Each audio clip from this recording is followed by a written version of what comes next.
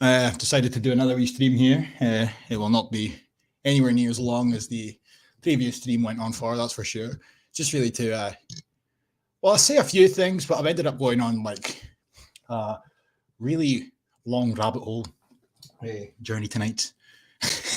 Ended up coming across some really strange things in terms of, Purple Friday resources and, Douglas Ross from the Tories and Nicola Thinlips and whatnot, all giving their 2 cents into why we need to continue to preach to the choir about how wonderful it is to appreciate the LGBTs and the T, XYZ. There's quite a plethora of things to talk about, really. But it all kind of ties in the sense that it's becoming very apparent from the videos that I make anyway, if anybody that follows the channel, that I spend quite a lot of time emphasizing the fact that they've got this weird obsession with targeting children with all the progressive bullshit. And they always disguise their education, if they call it education, they disguise it as education. But the reality of the matter is they're sort of guiding these children to see the world through the lens of a progressive.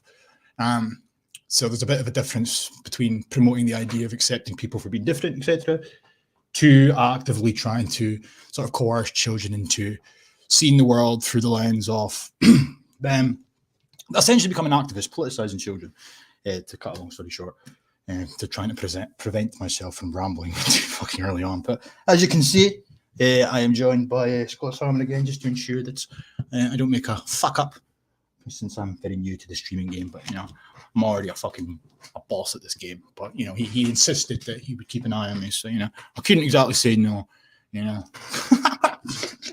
How's it going, bud? Aye, no bad, mate. Just pretty much happy to be here. I don't think it was that forced, but aye, happy to be here nonetheless, mate. Aye, well, it makes up for Sunday, I suppose, but since there wasn't really much to talk about, now I've got a fucking computer screen full of tabs, so, it's your lucky day, bud. It's your lucky day. Yeah. Aye, can I just say though, for the guys, that I was loaded with a call. That's how Sunday didn't go ahead. It wasn't for any other reasons, just quite frankly. Well, if you're a man and you've had the call, then you know it. Nothing else to really say about that. Quite a few people in one of the chats was assumed that we'd fallen out or something. What the fuck? So, I don't know how they managed to come to that conclusion by what you posted, but it is what it is. Yeah, I suppose it's kind of nice in a sense that it comes across as they care if they're concerned when they see the streaming happening, but to kind of assume they must have fallen out. So what the fuck? But whatever. I just don't want to come to that conclusion if it's like a Kevin and Perry thing, like, you're no longer my friend and my fellow DJ. Well, if I decided to start streaming myself for side at 8:30 this Sunday, then it really would have like fallen out. But, I could have really kept that shit going for a while, but I thought, no fucking point. No point at all. But nice to know people care, I guess. What about you? Not about me. Nobody fucking said anything about me. So I felt a bit offended by that, But, no, I didn't really. But fuck, right. I'm trying to find the first tab. As I said, I've got so many tabs open, but it was like sign out a cover brief. Like I touched upon in my video today that I made, and it kind of spurred me on later on as the day progressed to just start this like sort of deep dive, just because the tweet itself is fucking ridiculous. And I've subsequently managed to come across like YouTube videos of this event. Yeah. It's just so daft. This is what's happening in modern day Scotland these days. So I'll share my screen. Fuck, just share this. Oh yeah. I'm still getting used to it from this side of the aisle. It's a bit different. I prefer it when somebody else is doing all the rigmarole with the shading of the screen and whatnot. Not anyway. And I still need to figure out this audio thing because that's really going to irritate me. Having to press my mic, put my microphone next to the speaker every time I want to play a video or something. But it is what it is for the time being. And I found it. So, seeing this earlier on, right? This was in my video. No, wrong one. Fuck's sake. Great start. After a great start here. But it should be this one. If it loads. Oh, come on. Oh, yeah. Scottish Government education, right? So obviously, this is part of the Scottish Government, the myriad of Scottish Government related Twitter accounts. So this one obviously is the education one, and it says involving children and young people in decision making is a key priority for the Scottish Government. 9 children from Creative Voices. Creative Voices is down here, and it says this is the Children's Parliament, which in Scotland's Centre of Excellence for Children's Participation and Engagement. And it says here that 9 children from Creative Voices met members of the Scottish Government executive team to discuss matters that were important to them. I wonder what these matters were for a bunch of children. Issues on the agenda, according to the Scottish Government Education Twitter account. Tackling the climate emergency. Oh, fuck me. Well, that's been a great start here. You know, little Johnny, he's repeating what he learned in his textbook, and he's very upset. He's very concerned about the future of the planet. So he's taking his concerns to the government. They've sat down and nodded their head and pretended they give a fuck about little Johnny and his concerns. It's just an excuse. It's one of twofold. It's either an excuse to completely brainwash children with climate change propaganda, which they're doing. How else do you think kids come to this conclusion there's a climate emergency? Or it gives them the excuse to pass policies on their behalf, which is something I'll come on to a little bit later. As it says here as well, though, dignity in schools is another key point, issue in the agenda from little Johnny and the boys and the girls. Mental health and well-being, and incorporating the UN Convention on the Rights of the Child / involving children in decision-making processes. You know, this false sense of empowerment strikes again. I mean, on what planet? I mean, it's not the children's fault. There's a semblance of naivety there, but I mean, to think that the government or the people that pull the government strings give the slightest shit about what a child thinks or has to say on a matter that is of a national concern or, you know, geopolitical concern, etc. Children expect it to be involved in decision-making processes because that's what they're being taught to think. They're being empowered. And it simultaneously is the perfect excuse to continue to introduce them and goad them into the never-ending brainwashing that you see in Scottish schools these days. You know, just the fucking perfect storm. Climate change being the most damning, if you ask me, especially the fact when you consider not only are they being taught there's a climate emergency and they're the generation that's going to feel their wrath the most because they're young, and they're the most important generation because, you know, they've got years to save the planet and all this bullshit. But they're also being endorsed when they go out to protest, etc., by the teachers and by the Scottish government. It's just fucking so painfully obvious from where I'm sat anyway that like this is clear-cut brainwashing, absolute brainwashing. Because make no mistake about it, no matter what your opinion is on the so-called climate emergency or climate crisis, it has become highly politicized. And what you're seeing is children being introduced to this issue, far too young if you ask me, primary 1 and onwards, but they're being introduced to it via the lens of the progressive political ideology, as opposed to being introduced to it and being presented with both sides of the aisle in terms of the arguments. You know, make your own decision. No, you can't have that. You need to know what Nicola Finlips wants you to know about. You need to know what the United Nations and the WHO want you to know about, and what Al Gore and Bill Gates want you to know about. So you need to stop eating meat. You need to tell your mummy and daddy to stop driving cars, and you know you need to learn all about sustainability, etc. Why? Because that'll save the planet. Sorry, I'm rambling, but what's your opinion on that? You know, issues on the agenda, tackling the climate emergency. It's a bunch of fucking children. I mean, it's ridiculous, absolutely ridiculous if you ask me. You're going to hate me, but it's not that I go out my way to give these people ideas, but again, they've missed out a real treat here.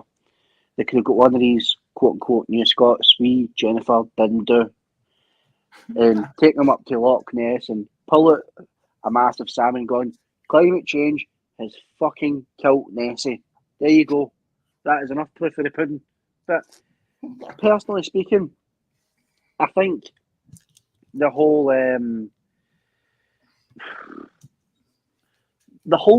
normal that they're trying to create with empowering children in decision-making processes, like, where's the line drawn in the sand?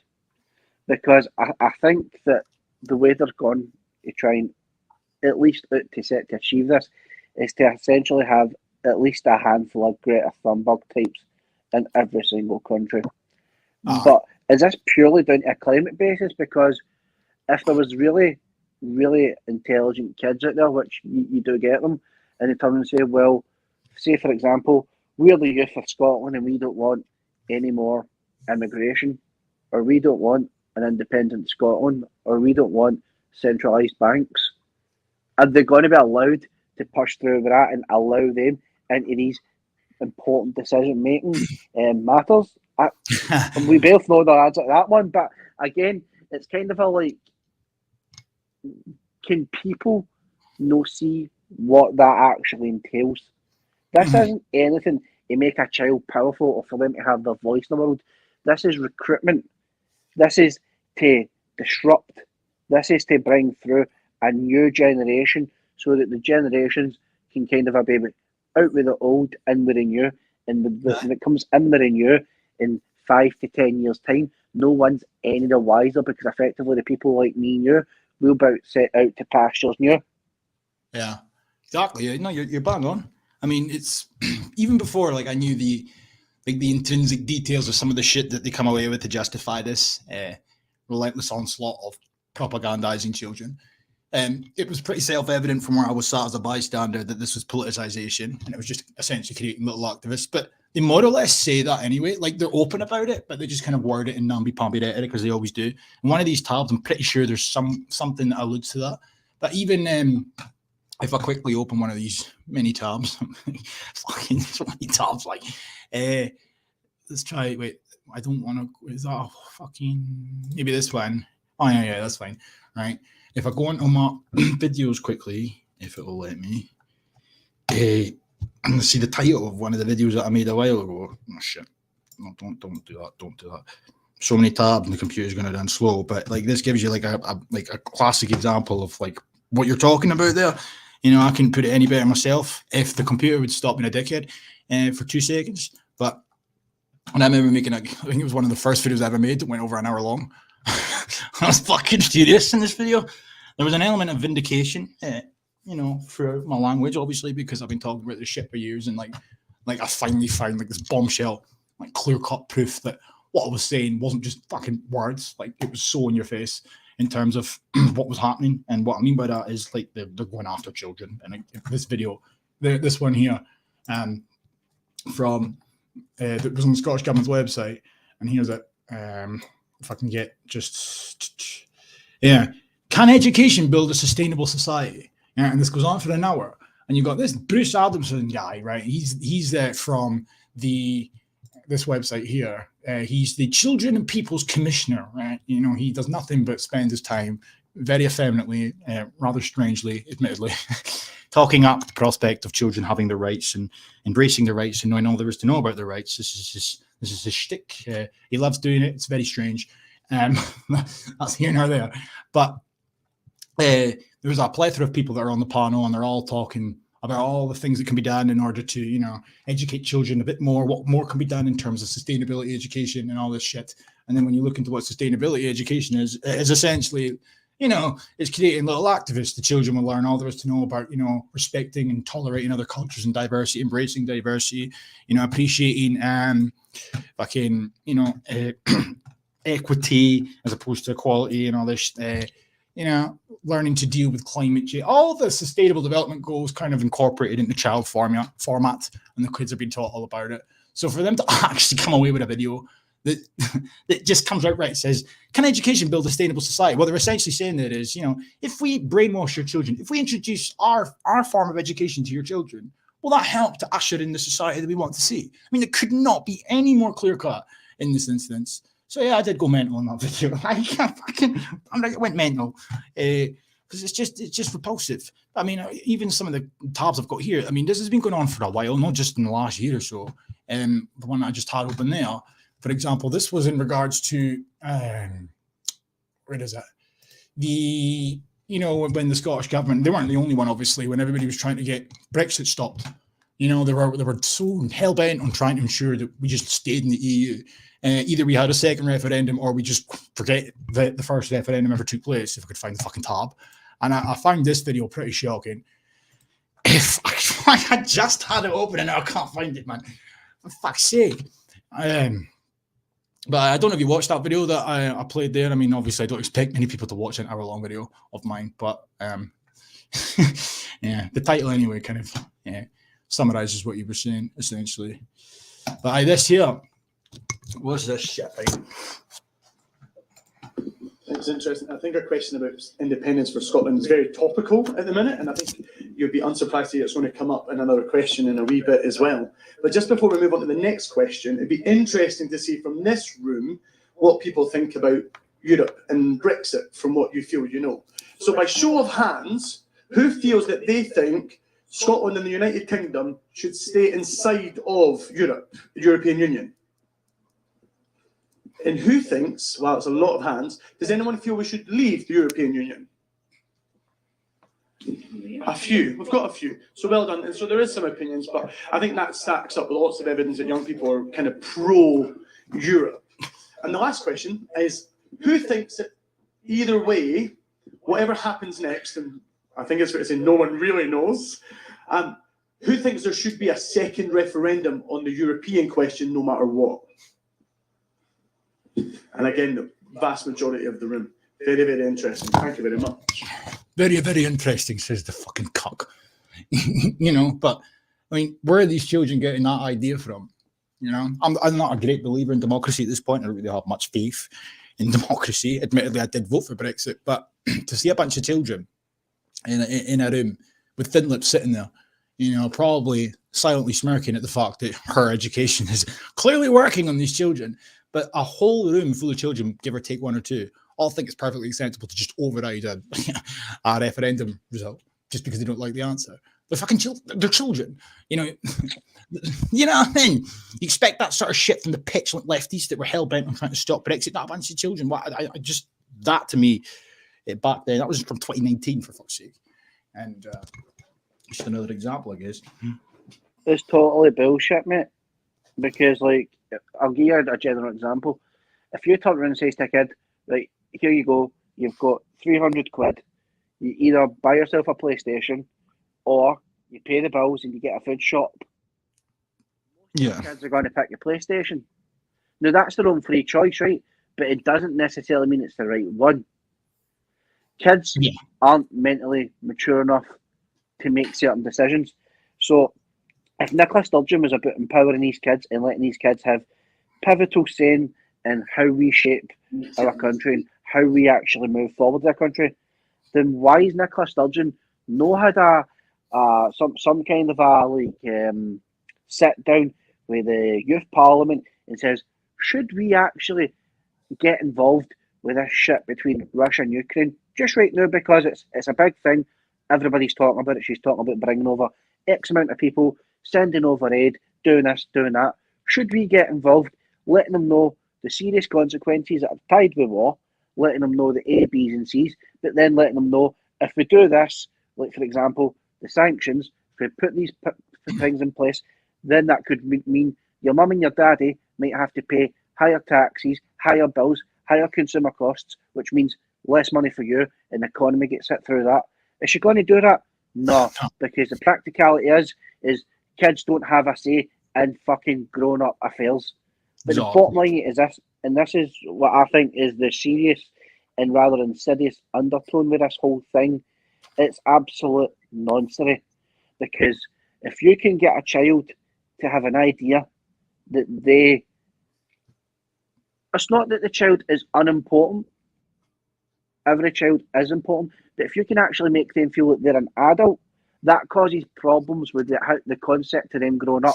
Not just in the family unit, but how they see the world. Yeah. Which means that the next couple of generations, quote-unquote children that are coming through in Scotland, they're not actually going to have a normal childhood. So a lot of the things that we have to grow up in a structure, a discipline, and you learn and you get wiser with life. All the practicalities that come with life is being taken away for the child. In my opinion, that is abuse. Mm-hmm.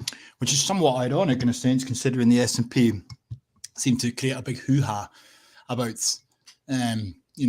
child abuse being something that they are hell-bent against. They've even expanded the definitions as to what constitutes child abuse these days. It's as petty as things such as, making them feel upset and shit like that. The smacking ban was one thing, but they've really pushed the goalposts out at this point. But, I can't really remember half the shit that was discussed in front of those children by her that day, but I do recall that she spent a good portion of the start of her speech talking up independence. Like, just give it a fucking rest, like. And I was actually watching a video earlier on today from a guy called Rotten Politics, and I was actually going to post it to my channel, but then I realised it came out in December, so it's old news, essentially. But it was, the Scotsman had posted an article about some curriculum thing that had been out in Scotland for the past 2 years that they were aware of, and many like historians in Scotland had actually been reporting it, because it was like so blatantly anti-English. It was like really fucking, like, I was even somewhat shocked by it. Like, they were just making shit up. One of the examples that they gave was some riot or protest that took place in Glasgow or something, and like Churchill sent troops up here, but the article, or not the article, sorry, the publication tried to imply that Churchill sent tanks and all this shit up here to corner the poor Scots. And then when it was referring to the Empire and all this stuff, it was always referring to English troops. But this was being presented to 16-year-olds in schools, which is obviously the age now that you can vote in Scotland. So it only recently got taken down in December time. Finally got taken down after years of being presented to schools all across Scotland. The SNP is just, I know that they're not in total control of the education system, because a lot of it is, it comes from the powers above in terms of like UNESCO, etc. But what they do seem to have any element of control over, fuck me, they take advantage of that. They absolutely take advantage of that. And it's so self-evident at this point, It's funny that you said that, because there was a guy called Craig Murray, and he actually put a thing out on Twitter, and it was to do with the Russia-Ukraine conflict, where he essentially turned around and says that there's shared similarities here, because Scotland's been fighting off an aggressive neighbour for like hundreds of years. And I was sitting there kind of like thinking to myself, I can clearly remember that, back in like 1994, my family and I just rode on horseback down to the border to fight off people for Carlisle for invading us. Like, what fucking world are we living in where people are actually like buying into this absolutely, quite frankly, bile and sheer nasty hatred for our brothers and sisters south of the border? Albeit there's a history there, but what country doesn't have a history? If we're going to be looking at through optics, I would say we should really be kind of contesting a fight with the Vikings. I don't mean that any bad to our Scandinavian cousins, but the bottom line here, let's not be cherry picking this utter nonsense about the English and trying to compare somewhat whatever's going on there. As far as I'm concerned, it's none of my business, right? The mainstream media is not going to tell you, but for people in quote unquote respected journalists, to be putting that out there for young people to have an idea in their head that somewhat might be true. The big bad English are coming to get you. It's dangerous. If we had said that about any other group of people living in Scotland, of other colours, other religions, other fucking creeds, Hamza Yusuf would have them hung, drawn, and quartered for hate crime bills.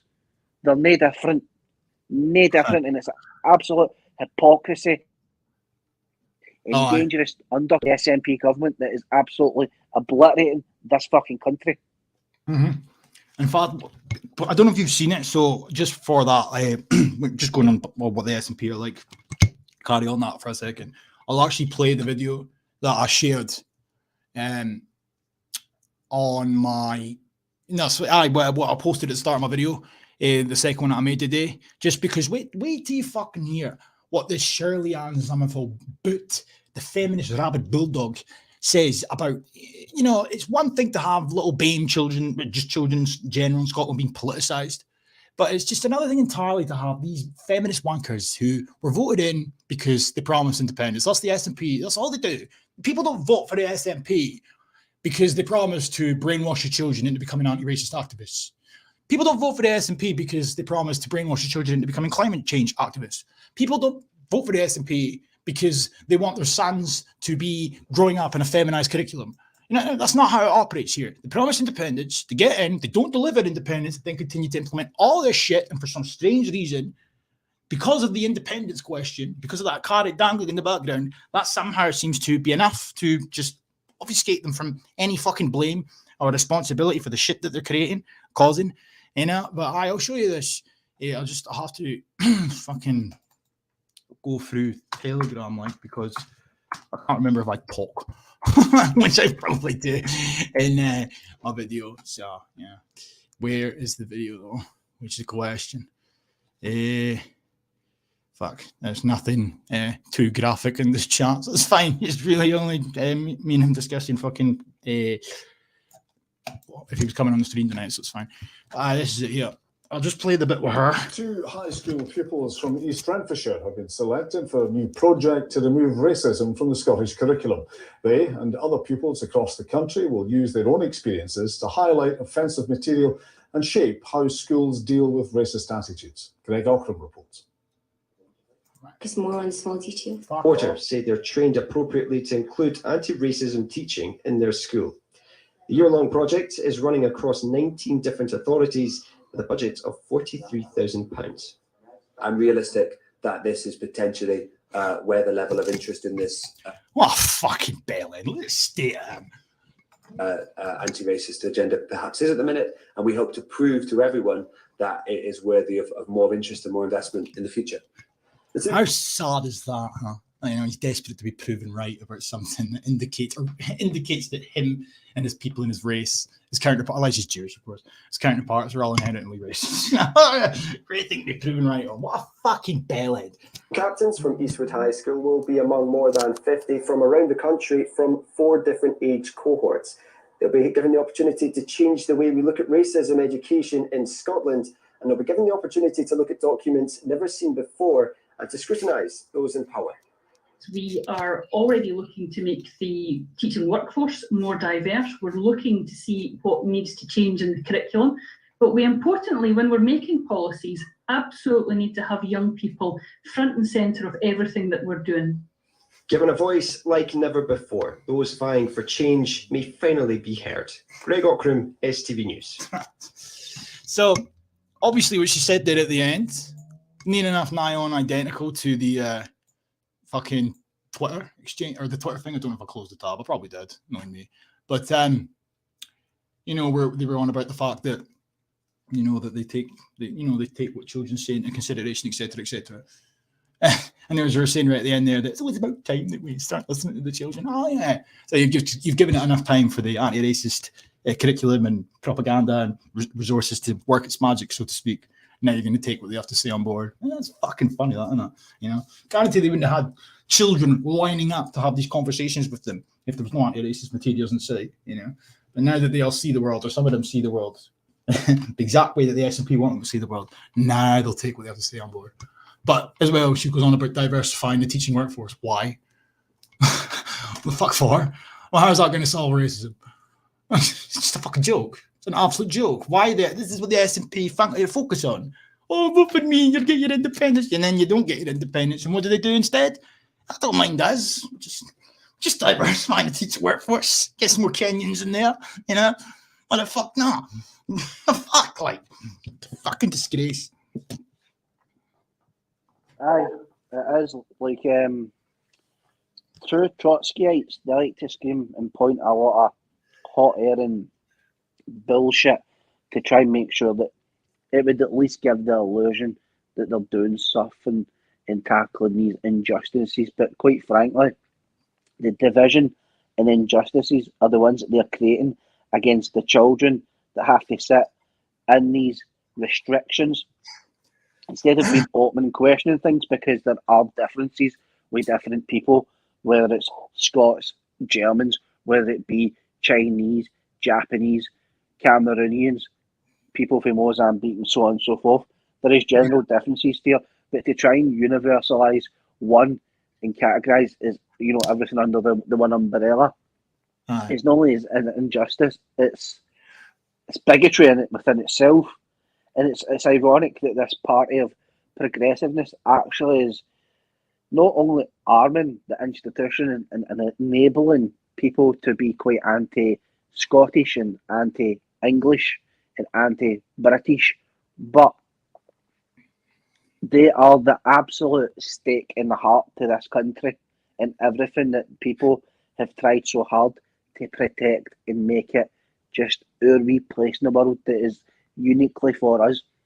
In the next 10 years, you will see the true legacy of the SNP, because there will be nothing that will stand out that will be truly Scottish within Scotland, because they are the cancer that we cannot remove. No, without doubt. I mean, I think, well, in a physical sense, you're going to see the most aggressive change anywhere in Scotland will be in Glasgow within the next, I'd say 10 to 15 years, give or take.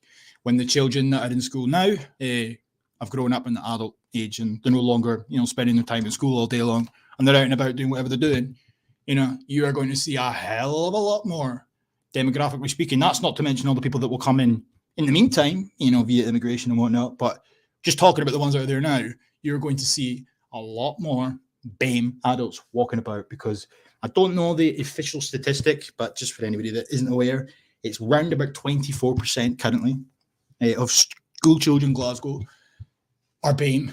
So that is shocking. I didn't realize it was that bad, but yeah, it's creeping up all the time. But in terms of the educational matters and whatnot, there was other clips as well. I don't know if I just skipped past it at the start. I really can't remember, or if it was a different STV clip. But somebody says, I'm pretty sure it was Shirley on Somerville, but somebody says that history, for example, history lessons, they need to be more relevant. And they're not, they're somewhat irrelevant at present. And what do they really mean by that? They don't elaborate, but we know what they mean by that. Education, let's just say, for argument's sake, it'll be Eurocentric, irrespective of which part of Europe the kids have been taught about. It'll be relatively Eurocentric. In my school, when I was growing up, a large portion, if we weren't learning about how bad Hitler was, and the only thing that was really bad about Hitler, I'll say, is probably his fucking disgusting moustache. Don't know what he was thinking there, but never understood what the fuck he hooked up anyway. But we learned all about how bad and evil Hitler was, but then we also learned a hell of a lot about Scottish history. So that was relevant to me. But I imagine if my name was Kabundu and I'm from fucking Kenya, that wouldn't be relatively relevant. I would want to know about an Afrocentric aspect of history. And that's what they're pushing for. They want to diversify history. And the reasoning for it is because, one, it excludes the BAMEs, but also they have the audacity to actually refer to it as irrelevant. The history here is irrelevant to them, but yet they simultaneously tell us we're all Scottish. What the fuck's that about? If you're just as Scottish as the rest of the kids in that classroom, then you should shut your fucking mouth and appreciate what you're being taught, because you're learning about your history, if you're a Scot like them. Or does it boil down to the fact that you don't see yourself in the books? Like the two Muslim girls actually complain about. They don't see themselves in the books, the textbooks, because they're all white. Oh, fuck, hell, that needs to change too. Everything needs to change. And bit by bit, it is changing.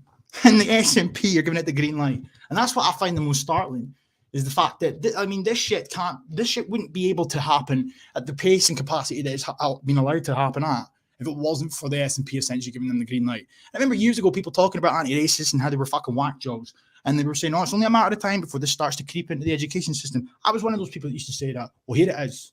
It's here now. And it's actively infesting itself to a point where it's influencing policy. We're seeing that now. It was only a few months ago that I covered a few resources that the Scottish Government and Education Scotland and a couple of the anti-racist charities put together. The first anti-racist educational resources that have been put out for the schools to now adopt. Fast forward a few months later and look what they're doing now. They're empowering little BAMEs to complain about other things that they find racist. Oh, so your phone, I'm on my own. Are you answering that, aye? Oh, he's fucking. Sorry about that. No, you're all right. You need to take it, you take it. But I have rambled. It's all good. All this nonsense. It's quite demeaning. I'm very fortunate in the country that I was born in.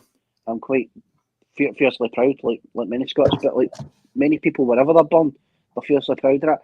See if I was to perhaps in a lot of better situation, 15 years from now, I had moved to another country, had kids, etc., and they turned when they were Junior, you're obviously one of these new Vietnamese type people. I'd be like, no, wait a minute.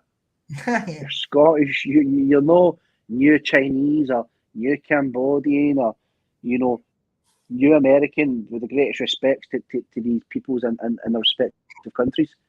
I am what I am. My children are of me. And I can't understand the rhetoric for people, especially the Campbells and all that within Parliament. That they come over here and they've got fucking more labels than what you'd get ingredients in a tin of Heinz beans, you know? Fucking, and you think to yourself, you're either one or the other. You can't be 7 or 8 things.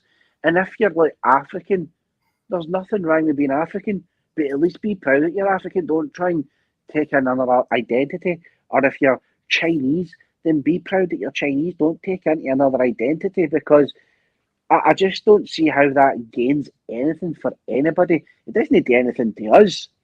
You know, it doesn't when you think in the grand scheme of things. But in terms of the heritage and history, it cheapens it. I don't see many people fleeing Europe to go into places like China or Kazakhstan or the Congo and turn around and claiming that, you know, essentially that they want to be what these people are coming into Europe and claiming to be.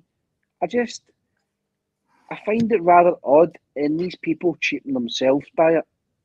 Ultimately, that's what it is. They cheapen their quote unquote ancestors and the history that they like to shout about and the things that they've done. They wouldn't need to have that inferior complex of trying to blend in with something else. Maybe that's just my opinion, and maybe people don't agree with it, but I'll always stand by that viewpoint. Yeah, I mean, I've never really looked at it from the perspective of them. I've just always seen it as the more that this is allowed to, you know, be a thing where these people adopt, you know, the label of Scottish and apply it to themselves whenever they see fit. It goes a long way in rendering what it means to be Scottish meaningless. And that's what it fundamentally all boils down to, because this isn't just happening here. This is happening all across the West. You don't see this happening, as you say, in China and whatnot. You know, I sometimes watch, for example, wrestling, WWE, right? And there was some Chinese woman, and she's like the first ever Chinese woman that they've had on the show since its inception. So she was advertised heavily for weeks and weeks and weeks. And they kept saying, oh, the first Chinese woman ever, blah, blah, blah. So you have a fucking BAME had appeared on the screen, some, you know, Tanisha, who's blatantly from Africa. But yet the banner said the first Chinese woman. I would have looked at that and gone, what? She's not Chinese. But yet for some strange reason, that's acceptable here. So you'll see like a jet black woman, and I'll be like, oh, this is Mabimbo from Glasgow, you know, Scotland. No, she's not Scottish. But what's happening here is they have taken the concept of what it means to be Scottish or English or Welsh or Irish, etc., and they've just made it a label that anybody can apply to themselves. So the minute you come to Scotland, you don't even need to be born in Scotland anymore. That's how fucking bad it's getting. I mean, it's preposterous. It's ludicrous. And fundamentally, it's an insult to our intelligence. But they're running with the narrative anyway that anybody and absolutely anybody can be Scottish. You know, I mean, you've got more of an argument. I don't agree with it, but you've got more of an argument if you were born here as opposed to just moving here.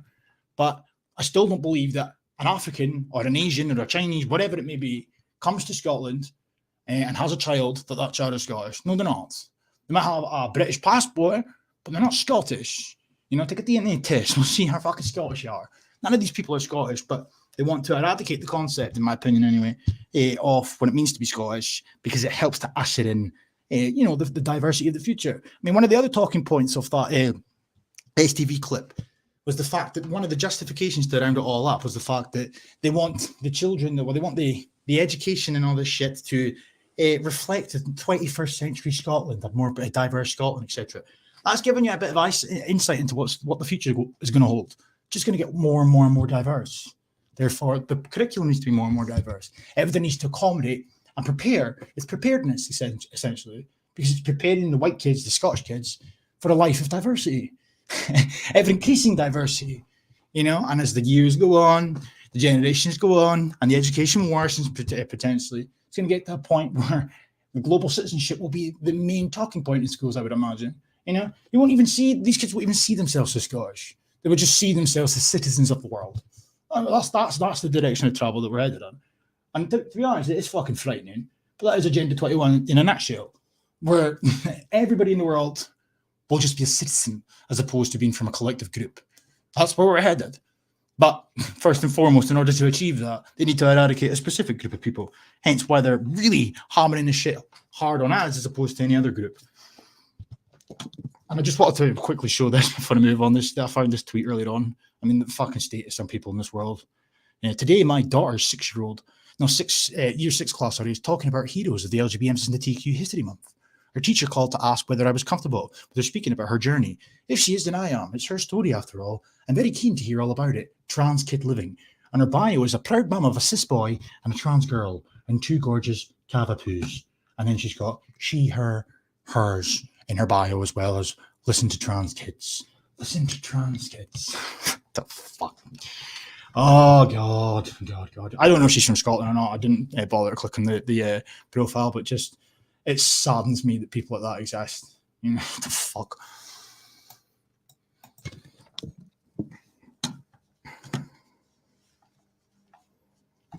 Oh, have I lost him? Is he away? Like, oh, he's away. What the fuck happened?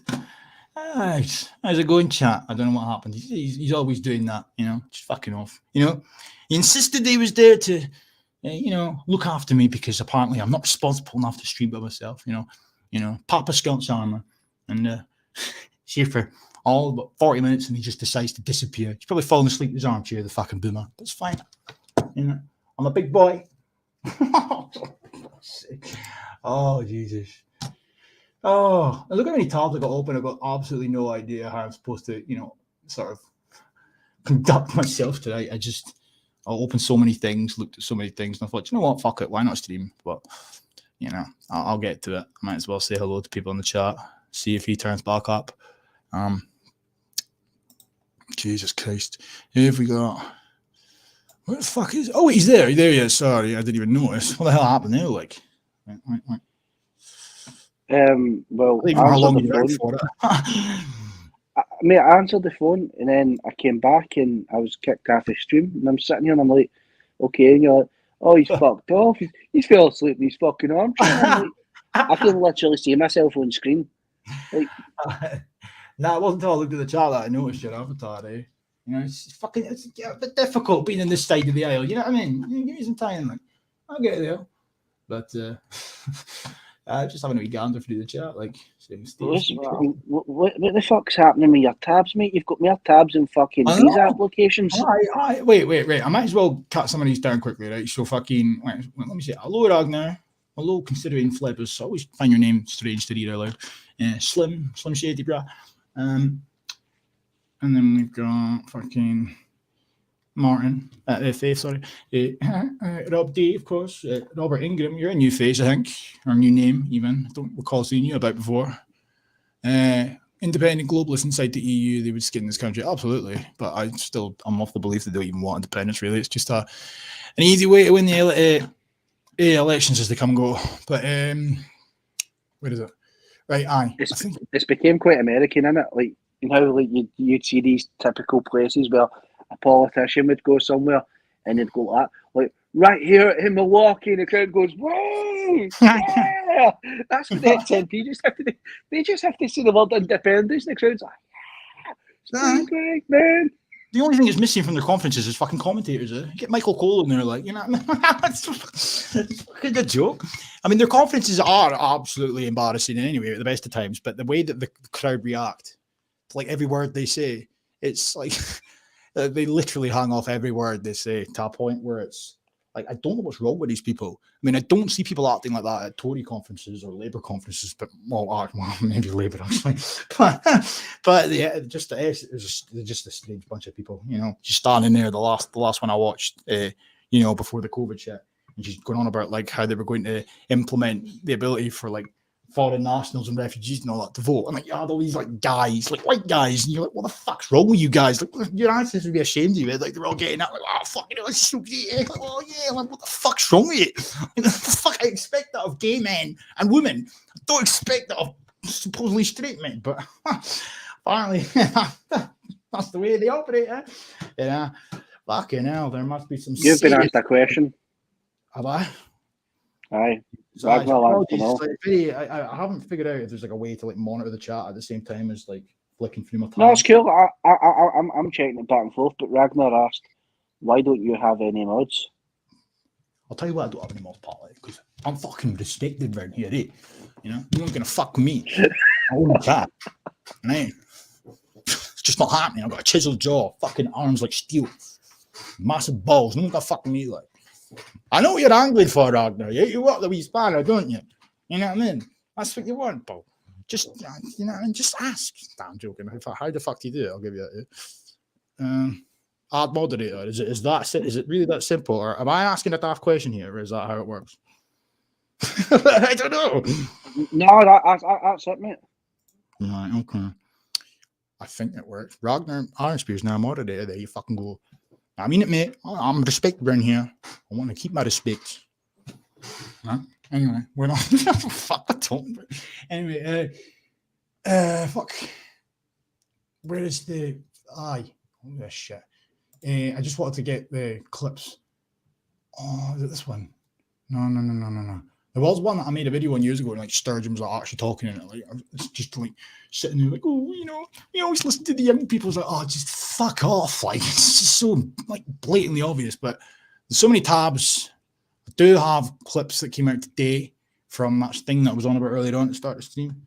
I'm not watching a 4-minute thing. Fuck off. I really should have put this in like some sort of general order. Climate Assembly. I wanted to come on that. He's got a Sturgeon book. Sorry. Where the fuck is it, man? Hey, no. This is fucking bad. Like, this is Jesus Christ. Nah, is it here? It might be here.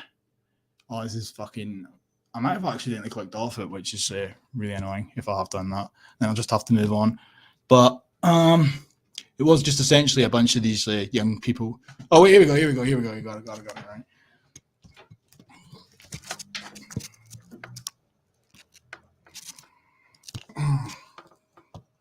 Every year for the last 6 years, members of the Scottish Youth Parliament have been joined by members of the Children's Parliament to meet with a full Scottish Cabinet. That means we have the opportunity to bring the views of Scotland's young people directly to the First Minister, Deputy First Minister and the Cabinet Secretaries. As MSYPs elected by our peers, we have the unique democratic mandate of Scotland's young people.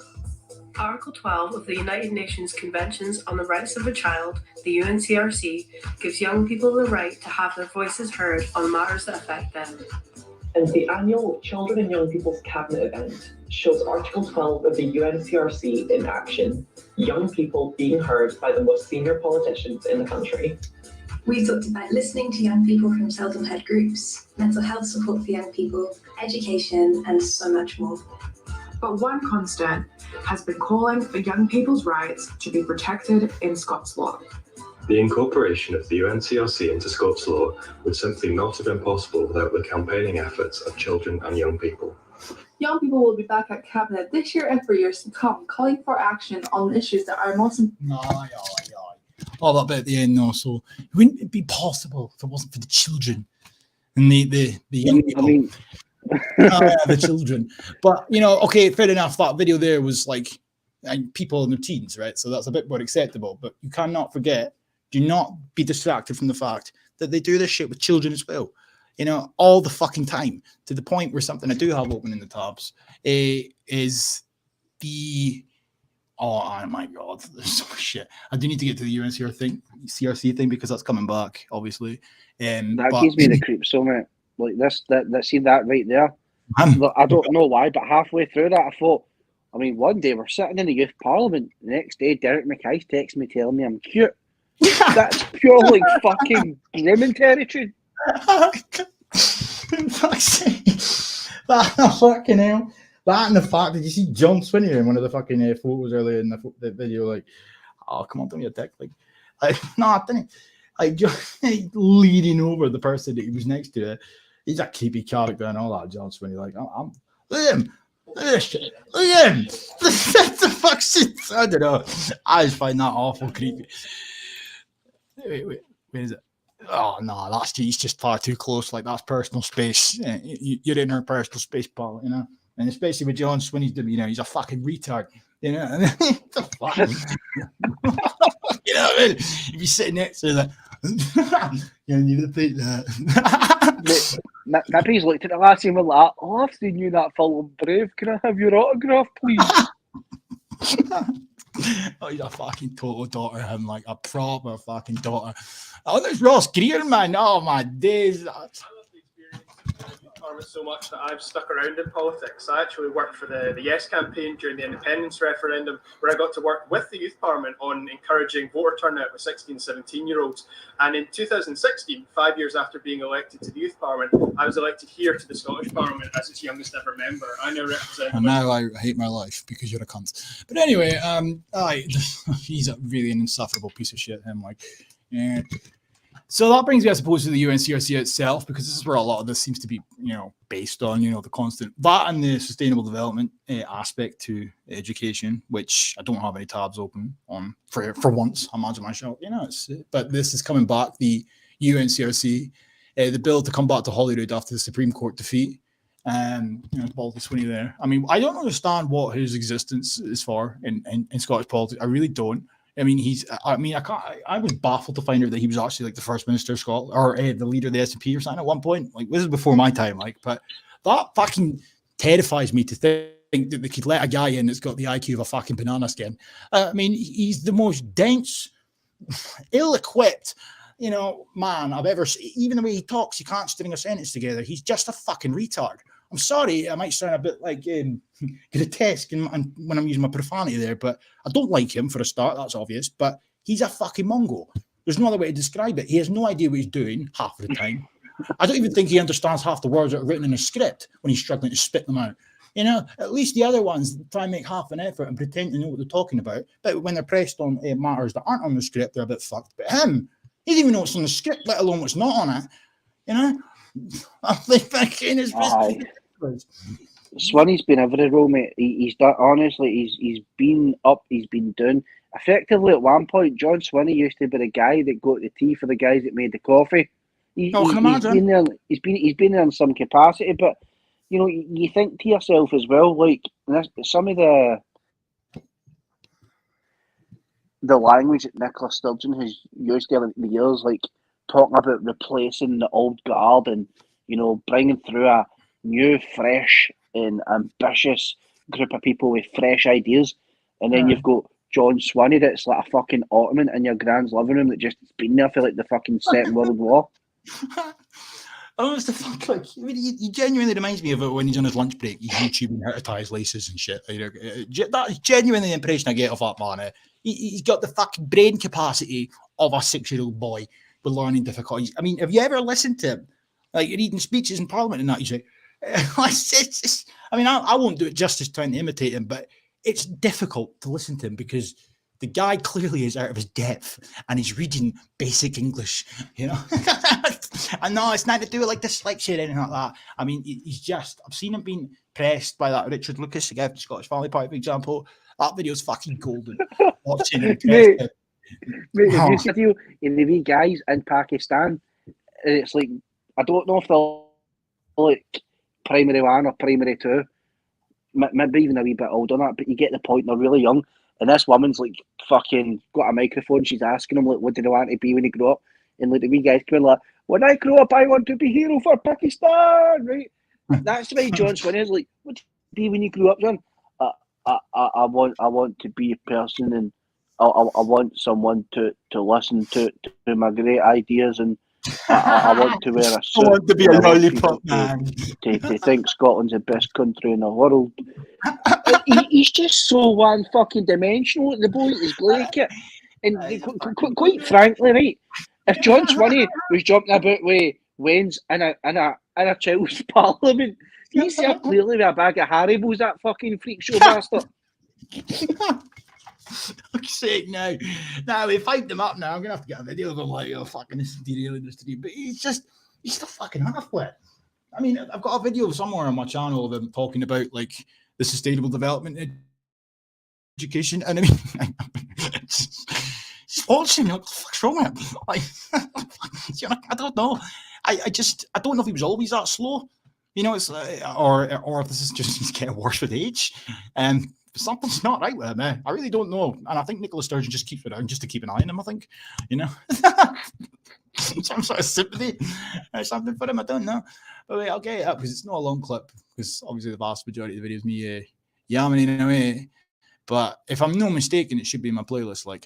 But he's talking about something that, is a relatively new concept in terms of educational matters, but you'd think you would do your damnedest to explain it a bit better. But no, John Swinney, like, oh fucking no. Jesus. But I need to go into that UNCRC thing, because once that comes back, that'll be the same shit that we were hearing from before. Children have a right to be listened to when it comes to policy and decision making, etc. But where the fuck is it? This one might be this one. Is it? I hope it's this one. All right. There he is. So the nature of curriculum for excellence is that it relies heavily on the concept of interdisciplinary learning. So those the hand movements, that's to distract from the fact he's fucking no idea what he's talking about. Understanding climate change encompasses, through the broad general education, understanding of science, about the life in the outdoors, about the use of resources, about the science behind all of the questions of use of resources. So there's a broad opportunities for that to be the case. This morning I launched the Learning for Sustainability Action Plan, which reinforces many of these concepts. And I was delighted by the cross-sectoral endorsement that we've had for this work. And I bet you were delighted, pal. You got good grades in your fucking writing. Anyway,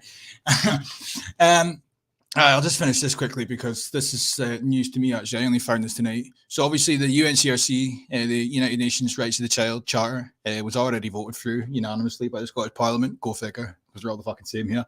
But the UK government, or it says, I might as well just read a wee bit of it. It says here that Nicola Thinlip's administration was taken to court by the UK government over the bill, which was passed unanimously by MSPs because it fell out with the Parliament's legislative competence. The bill was intended to extend and enhance human rights protections in Scotland and use this word, empower. Everything we've kind of touched upon briefly tonight, it solves this false sense of empowerment. This is it's blowing smoke up children's arses. That's what they're doing while they politicize them.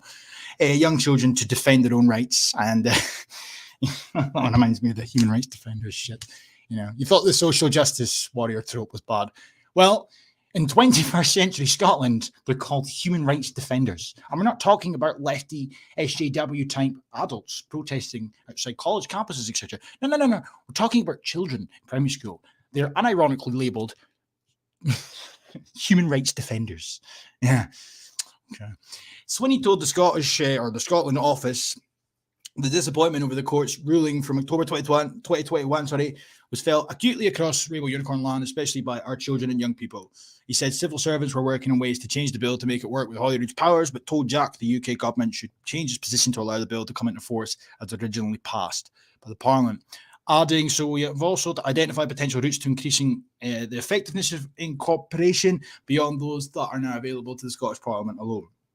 And then he goes on to finish off. I'm not going to ramble on too much more on this article, but he says here that this will include ensuring that the UK acts in devolved areas such as education are subject to the UNCRC, and that Scottish Parliament can make all legislation within its legislative competence meaningfully subject to international human rights standards. To put this in the idiot format, when you start to implement United Nations laws or charters, etc., you're essentially implementing United Nations laws, which supersede your own laws. So if they're now saying here, or this quote says that the education will be subject to the UNCRC, it will be subject to the United Nations Rights, or the Children's Charter. Fucking great. SNP just love doing that, don't they? Bending over backwards and cucking to the United Nations. Everybody goes on about the boot looking towards the European Union, which I don't deny, but it's the United Nations. They're a powerless entity, some say. No, they might very well be powerless, but they sure as fuck pull a lot of strings in Scotland. That is for damn sure. So obviously, this brings us to the UNCRC. To go into this a wee bit briefly, this one is this guy, Bruce Salmson again, it was on about earlier. It's just a fucking queer hot kid. But it's some of the rights that are included within this, and you can see how they can easily be exploited. And they already are exploited when it comes to teaching children all about climate change. But where are we? Hopefully I've got them still open up. No. Are you still there, I? Fucking. I'm still here. I can't see you, but I'll just go through all the rights quickly. Fuck off, Bruce. Oh my god, too many tabs. But so right, these are them here. This is the idiot format, and then you can get like a longer variation of them. But you've got Everyone under 18 has these rights. So Article 1 says that all people under 18 have the rights of the UNCRC talks about, no matter who they are. All children have these rights. All children have the rights set out in the UNCRC, and individual children and young people shouldn't be discriminated against when these rights are realised. Article 3 says that the best interest of children and young people should be thought about at all levels of society. Article 4 says the UNCRC says that the Scottish Government and UK Government should both work to make sure the convention is known about and upheld. So, without even needing to open that up, that's essentially saying that you need to teach children about the rights. And that's what they spend a lot of time doing. That's what they were spending a lot of their time doing before the UK Government kind of ruled against it.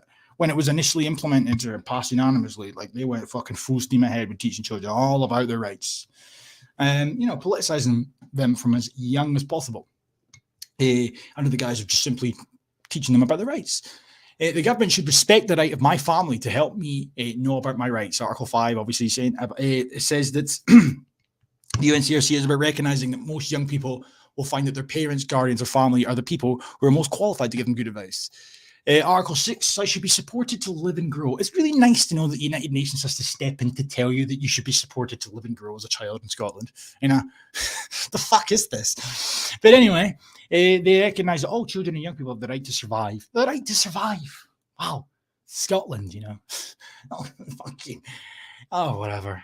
It's just we're not some backward yet despot society. We are pretty modern. We have the right to survive. It's just ridiculous nonsense. But anyway, I have the right to a name and to belong to a country. Article 7 of the UNCRC says that all children and young people, have the right to a name and nationality, which they should be granted at birth. All right. I have a right to an identity. Article 8 being about your name, nationality, etc. It says the government shouldn't interfere with the right to any of these. Article 9 says that the UNCRC says that a child or young person shouldn't be separated from their parents in most cases. 10 being that children and young people should be able to stay in contact with and visit their parents even if they live in different countries. Where else have we got here? I have the right not to be taken out of the country illegally. I have the right to be listened to and taken seriously. So this one has always got my back up. This is one of the ones that gets exploited the most. Because if you think about it, everything we've talked about tonight, this can be used in that manner. So they'll teach the children all there is to know about climate change. I have the right to be listened to and taken seriously. So you get shit like what you seen earlier, where a bunch of kids will turn up to have questionably strange conversations with John Swinney and the crew about their concerns regarding the climate. And the government have to leave that meeting and pretend that they give a shit about what they've just heard. And they have to either in turn do something about what they've just been told by the young people, or do nothing at all, which if they do nothing at all, that could lead to a breach of their rights. So it just appears to me that what is happening here is they teach children and young people all the progressive talking points. So then when they inevitably become empowered or feel a need to speak out, they will have their rights listened to, because every single suggestion that they might come up with in terms of policy and decision-making and solutions, etc., it's all pre-planned by the people that created the policy in the first place, if that makes any sense. It does, but the thing that I'm really struggling to comprehend well this, right, is you'd showed a video earlier on where they were talking about how they were kind of implementing this into Scots law, right? And at least my understanding and interpretation of Scots law is what it says on the tin. It is uniquely law of Scotland, of us as a people. Now, in that legislation, when it talks about the Scots, I think it touches on our identity as a people. So obviously, as years have went by to the times that we're living in right now, you've got this, the coined term, New Scots.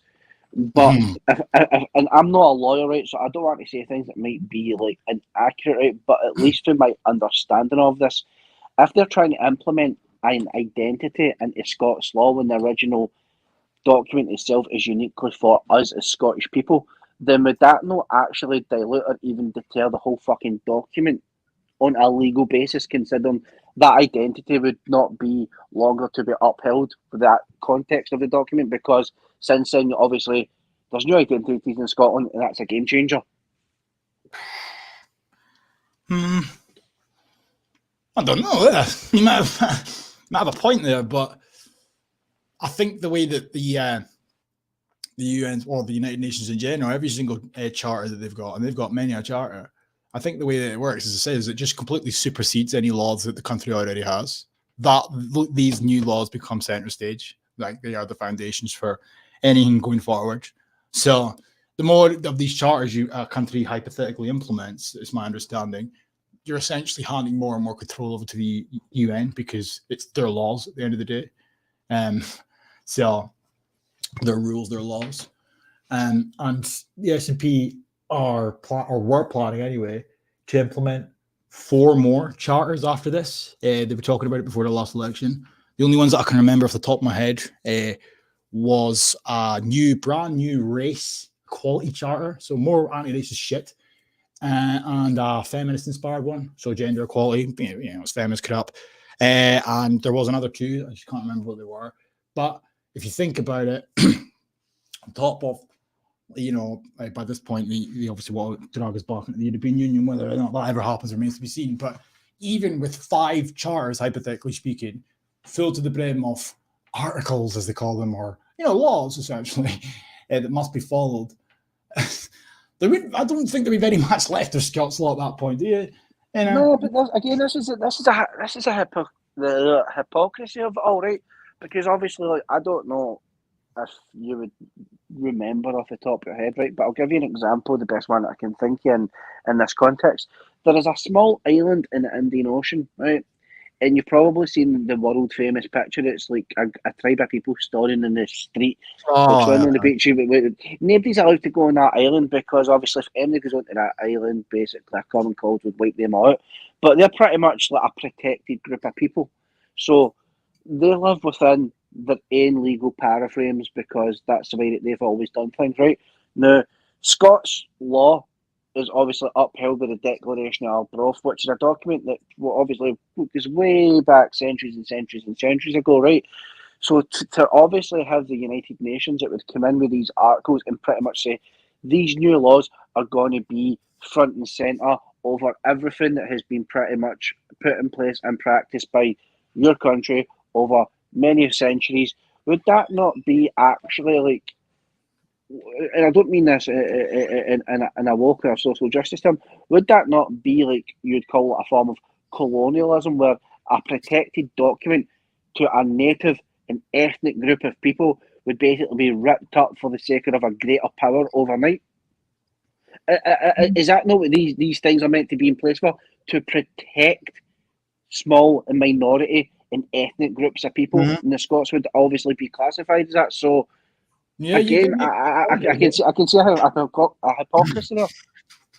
Because obviously Scotland's got a unique case in that respect in terms of what you're mentioning there about Scots law and whatnot, whereas there's a lot of other fucking ethnic groups in a European capacity that don't have anything written out there that to reference them or refer to them historically and whatnot. But so there's a unique case there actually, if you think about it, the case of Scotland. But it doesn't seem to faze the SNP anyway, because as I say, like for as long as I paid any attention to their shit, it did not take me long to start to figure out that there was something very strange going on between the relationship between with the SNP and the United Nations. And you only need to look there's a really easy way to prove what I'm saying is not bullshit. Look at Wales, because Wales seem to do the exact same fucking thing 9 times out of 10, a couple of months, even a couple of years, and in some instances they do it after Scotland. But then there's other instances where they do something and then Scotland will do it. But the point is though, they keep implementing the same shit. And where are they getting it from? Same fucking place. The United Nations Sustainable Development Regime, as they call it. Wales and Scotland are doing the exact same thing, just at different times. So this isn't unique. Sturgeon isn't sitting there with John Swinney and whatnot, and they're all conjuring up some progressive policies together. No, they're not. They're coming up with things that are essentially handed down to them by the United Nations. And the more charters that they accept and enshrine in fucking law and all the rest of it, the harder and harder and harder it will be for any hypothetical group in the future to be able to get the hell out of this crap. Because you've got to bear in mind as well, like you breach these articles, whatnot, you're essentially breaching human rights, which is going against international treaties, etc., etc. It's fucking insane. Absolute madness that this shit's happening. It might not seem like that much. It might sound like I'm sensationalizing it, going on about some of the crap you can see on the screen right now, but you've got to think of it in the context of the fact that this is their way of shoehorning in their own laws to supersede your own. So the fuck, half of this crap is just totally irrelevant nonsense. Why do we need the United Nations to tell us this shit? But there's just a very few pivotal rules or articles, if you will, that are littered in and around this shit that are the ones that I think are there. The red herrings are the ones that will be exploited, like the one you can see on the screen. The refugee, for example. Children and young people who are refugees have the right to special protection and help. And it goes so far, I'm not mistaken, or it might be a different article, to go on about family reunification and all this shit. You know, just because they're a refugee child in the country. So, you know, just send little Abdul into Scotland and hey, Presto, Abdul's family have to come here because it's a human right. See how that works? Like, But this is what really I think the road is going down to with this. And I don't really want to put words in anybody else's mouth. This is just my interpretation of this. But when you talked obviously there about the human rights situation, right? And obviously these big institutions like United Nations, you've got UNESCO, you've even got the European Union. And we'll take the European Union as just the basic example. They're sitting there telling people, still to this day, people in Britain, you didn't know what you voted for. Like, oh my God, no. People make the argument in Scotland, if we were such a burden to the English, they would just let us go. They wouldn't be fighting to obviously, you know, keep us there. But the European Union are doing the exact same thing with Britain, right? But during all this palaver that was going on, the whole hocus pocus, you know, coming back and forward with other shite arguments, we've seen human rights breaches that was happening in Catalonia with the Spanish government to the people in Barcelona. Yeah. They were having their shite kicked out of them. Old pensioners beat down with fucking bloody clubs in the streets. And what did the European Union do for their fucking, you know, their human rights there? Over a referendum that the people are self-determining Catalonia state choose to have. That was not recognised by any international body. But then they're going to turn around and implement all these things against the will of the people just because that they can. The only thing that I can take through with all these things, and people might not agree with this, right? But I hate to be that guy, especially on your stream, mate, that this is going to be a one world government thing. This is essentially building this up to where every state, every country will have these rules implemented, whether they like it or not. And these ones are going to be cherry picking the laws as of when it suits them, and they'll constantly move the goalposts until everybody is on board by it. Because as we're seeing right now in Scotland, and I swear by what I've just said there previously about Scots law and the Declaration of Growth, if these documents can't be upheld with the full integrity of what they were set out to be, then nothing, especially in many nations across the world, Australia, Canada, America, the younger nations, do not have a hope in fucking hell. No, I totally agree. I mean, I'm a proponent of believing that to be the case anyway. That's the long-term goal. Agenda 21 is essentially that, you know, this concept of global citizenship, etc.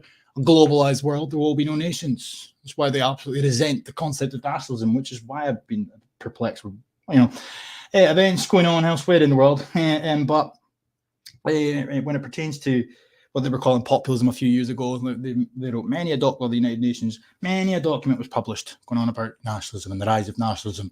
And you see that sort of venerate through local politics here in Scotland, for example. Like even the mere whiff of nationalist sentiment or the far right, Nicola Sturgeon and all that call it, they're all fucking absolutely against it. You know, and it seems to come from higher above. You know, like the United Nations, you remember when the, what was it called? The Migration Compact was signed. There was I'm really pissed off because for some strange reason, some of the videos that I made at the time when that was signed in that, they seem to be deleted now. But there was like one of the guys that was there that was talking about the signing before it took place. He rattled off this massive list of things that they were intending to do. They were planning to make, you know, an anti-migration speech illegal, like totally illegal. As it transpired, they managed to get their way to some extent because you noticed the total downward trajectory in any like anti-migration news coverage from like the Daily Mail, etc. They stopped covering so much, like all these like totally selfish BAMEs that were coming over here and complaining because their houses were too small, stuff like that was used to be a talking point with the Daily Mail. Like they were all threatened that if they continued to cover the migration crisis, as it was being called at the time, then they would lose their sponsorships. And that has been a trend that's continued since. But they were going all out at the time. It's going to be a jailable offence for talking about migration in a negative light, etc. The fact that they could even suggest that they could have that power for all of our nations by a simple pact being signed. It's big belief, but then you're seeing the same thing with these constant refreshed migrant crises or refugee crises, first it was Syrians, now it's Afghans. And every country is supposed to be obligated to take in as many as turn up. Why? Because we're all signed up to United Nations charters and conventions, etc. And nobody dares breach them, really, because if you do, effectively what could happen is you'll just immediately be battered with sanctions, etc. But fundamentally, I don't think any of these politicians that are in positions of power have any intention of going against the things that we've all signed up to historically. But in theory, we can't back out of them even if we want to. So you got to question that. I mean, what the fuck's going on here? Like, we're voting for politicians during elections, but at the end of the day, the country can't really do fuck all anyway, because if it moves too far to the left or the right, or if it does something that goes against one of these charters or these conventions that we're signed up to, well, we can't, because we're stuck. And then that takes us back full circle. We've said for a while, and you've said at the start of the stream, well, like, democracy isn't actually a real thing. It's just a fucking illusion, because, quite frankly, the Scottish Government, the SNP, were the ones that signed us up to this. The SNP originally were voted in there for local matters before, obviously, they had this push for independence push. Yeah.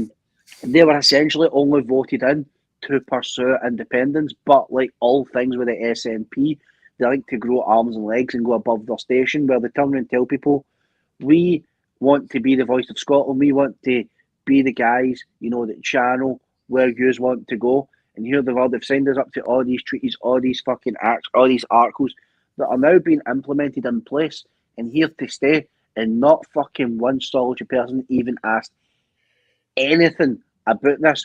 They weren't consulted, they never had an input, they just done it off their own back. Now, again, under Scots law, if I'm correct in saying, now, back then when that was written, it would have obviously been the times where we had kings and queens, but in modern day basis, that would be local government, where if the people just opted to turn and say, we don't want you anymore, get to fuck, we could elect a new person. Now, if you went up to, and actually held that article, well, that part of the context, within Scots law and the Declaration of Arbroath, if you went up to Bute House tonight with X amount of people and actually legally challenged that, you would get laughed at. So for them trying to implement this is the whole point of it really boils my blood. Everything that we have been told about democracy, its values, and everything else in between is an absolute sham. That is why, ultimately, in terms to change Scotland for the better, and I really mean better, but this isn't better, this is insidious, this is evil. In terms of us getting out of that system, breaking out of their system, is to do it in a non-political matter, because politics isn't a game where clearly any civilians in Scotland, England, America, fucking Brazil, wherever you're sitting at, you aren't the focal point. You're just there as a number and a cog in the machine. And it's their system. So there's no point in playing a system that has obviously been invented as a puppet system for their benefit. You've got to find new ways and new combatants to challenge and change things. It's not going to be done via fucking taking the UN to a fucking bodily court. It won't be done like that.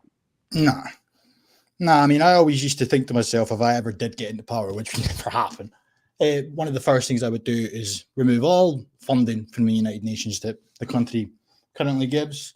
And I would just remove myself from any fucking treaties and charters that we're signed up to. But, when I think about it, I don't think it would be as easy as that. What do I know? I don't know.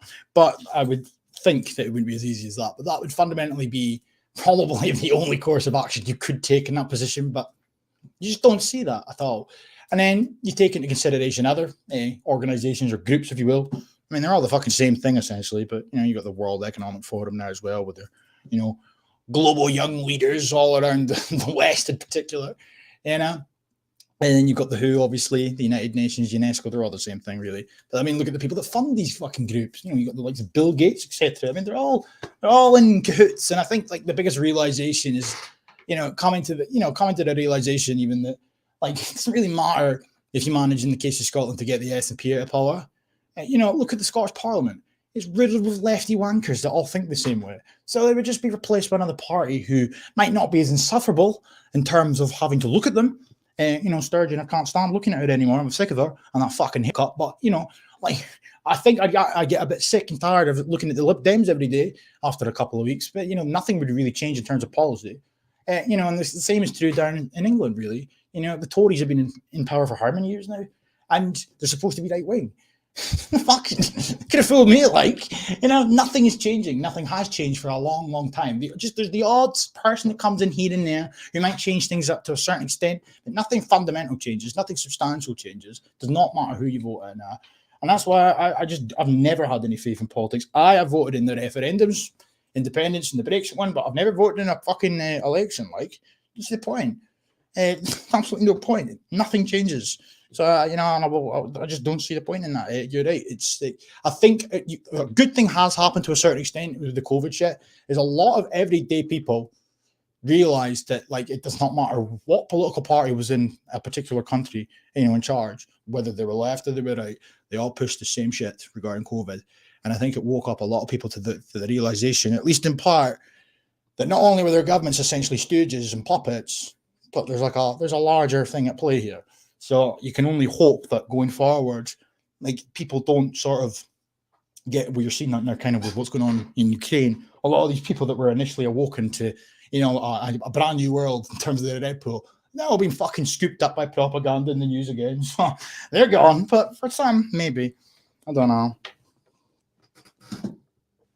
No, I absolutely agree, mate. I really do. And I think, obviously, going forward, if there's anything that flags up where people really could be, I don't really like to say that informed, that's the word I'm looking for. I was going to say enlightened, informed, especially with the ones that have kind of gradually came to the realisation, like you said there, through COVID, the things that are happening on a local level through health, through education and stuff like that, it's going to be all the better. But again,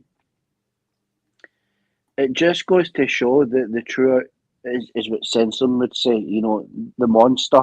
It would actually show you how actually large this beastly system or entity or body, whatever you want to reference it as, truly is. Because when you actually start to put pieces of the puzzle together and you realise, well, the SNP, Labour, the Lib Dems, they're all the same boat. Okay, you've got the Tories, you've got Labour, so on and so forth, EU. Once you come to that and you think, fuck me, this, and again, it's probably back to that, as Bill Carlin says, it's a big fucking club, and it really is, but these things that they're putting in here, it's not for the benefit. It's not for the benefit of normal working class people. It's not for the benefit of Europeans, Africans, Asians, Latinos, nobody. What this is truly getting at here is mass control. Yeah. It's to break up the normality of community, to break up the structure of family. It's to tear away the fabrics and reduce them right down to singular atoms where anybody universally can identify as anything on any given point, on standing as they choose and see fit. This is a world that is going to be more polluted with filth, more polluted in degeneracy, more polluted in evil. And that this is the chaos that they're going to bring in before they bring out an extreme overhaul to result back in numbers. And when I say that, I don't really want to elaborate on your live stream with that, but I'll leave that to the imagination of the folks. Because there is only one outcome eventually at the end of the road that's going to be. And if people can't see where we're heading in all these feel-good factors and all these feel-good institutions with their fancy articles and their, youth leaders and youth parliaments and Klaus Schwab, they're the fucking greasy wee pervert, we have friends in the Canadian Parliament. No, just stop right there, folks. We've been duped. And we've been duped long and fucking enough. No, don't disagree. I think, becoming more and more apparent, really. I mean, the other video that I made today was about, no, it was, well, today in the early hours of the morning, was about the wellbeing economy. That's something that I heard about at the time when Sturgeon talked about it, or a TED Talk back in 2019, but kind of forgot about it to a certain extent because it doesn't really get mentioned that much, but it started to get mentioned a bit more in Parliament and stuff. And essentially what that is, just to put it in the short terms, because obviously the video's there, people can go and watch it if they want. It's basically the hypothetical economy that will have post-sustainable development goal implementation, right? So it's the namby-pamby, wishy-washy utopia type shit. But really what it's about is kind of getting you used to the concept of the nation moving away from making money, etc., in favor of the well-being, the great outcomes of the sustainable development goals. But, in theory, they want every country to follow these goals. And I think, to my knowledge, most are, especially in the West. So eventually, if this all goes to plan, every single country will have implemented all these goals. They will also, the countries will be completely transformed to how we once knew them. And as time progresses, more and more control will be, you will start to see it as you start to become more and more micromanaged. And look at the fucking COVID bill that the S&P are putting for it just now. I went over on a stream I did last week. It's all about behaviour change. That's all they keep talking about now. And we're only at the very beginning of the road of transformation, and they're already hammering home behavioural change over and over and over and over again. So they're going to get worse. I think people underestimate just how bad it could potentially get, because they are going to be micromanaging every aspect of your life. You'll be controlled. You won't be allowed to go certain places. You won't be able to anyway because you won't be able to drive.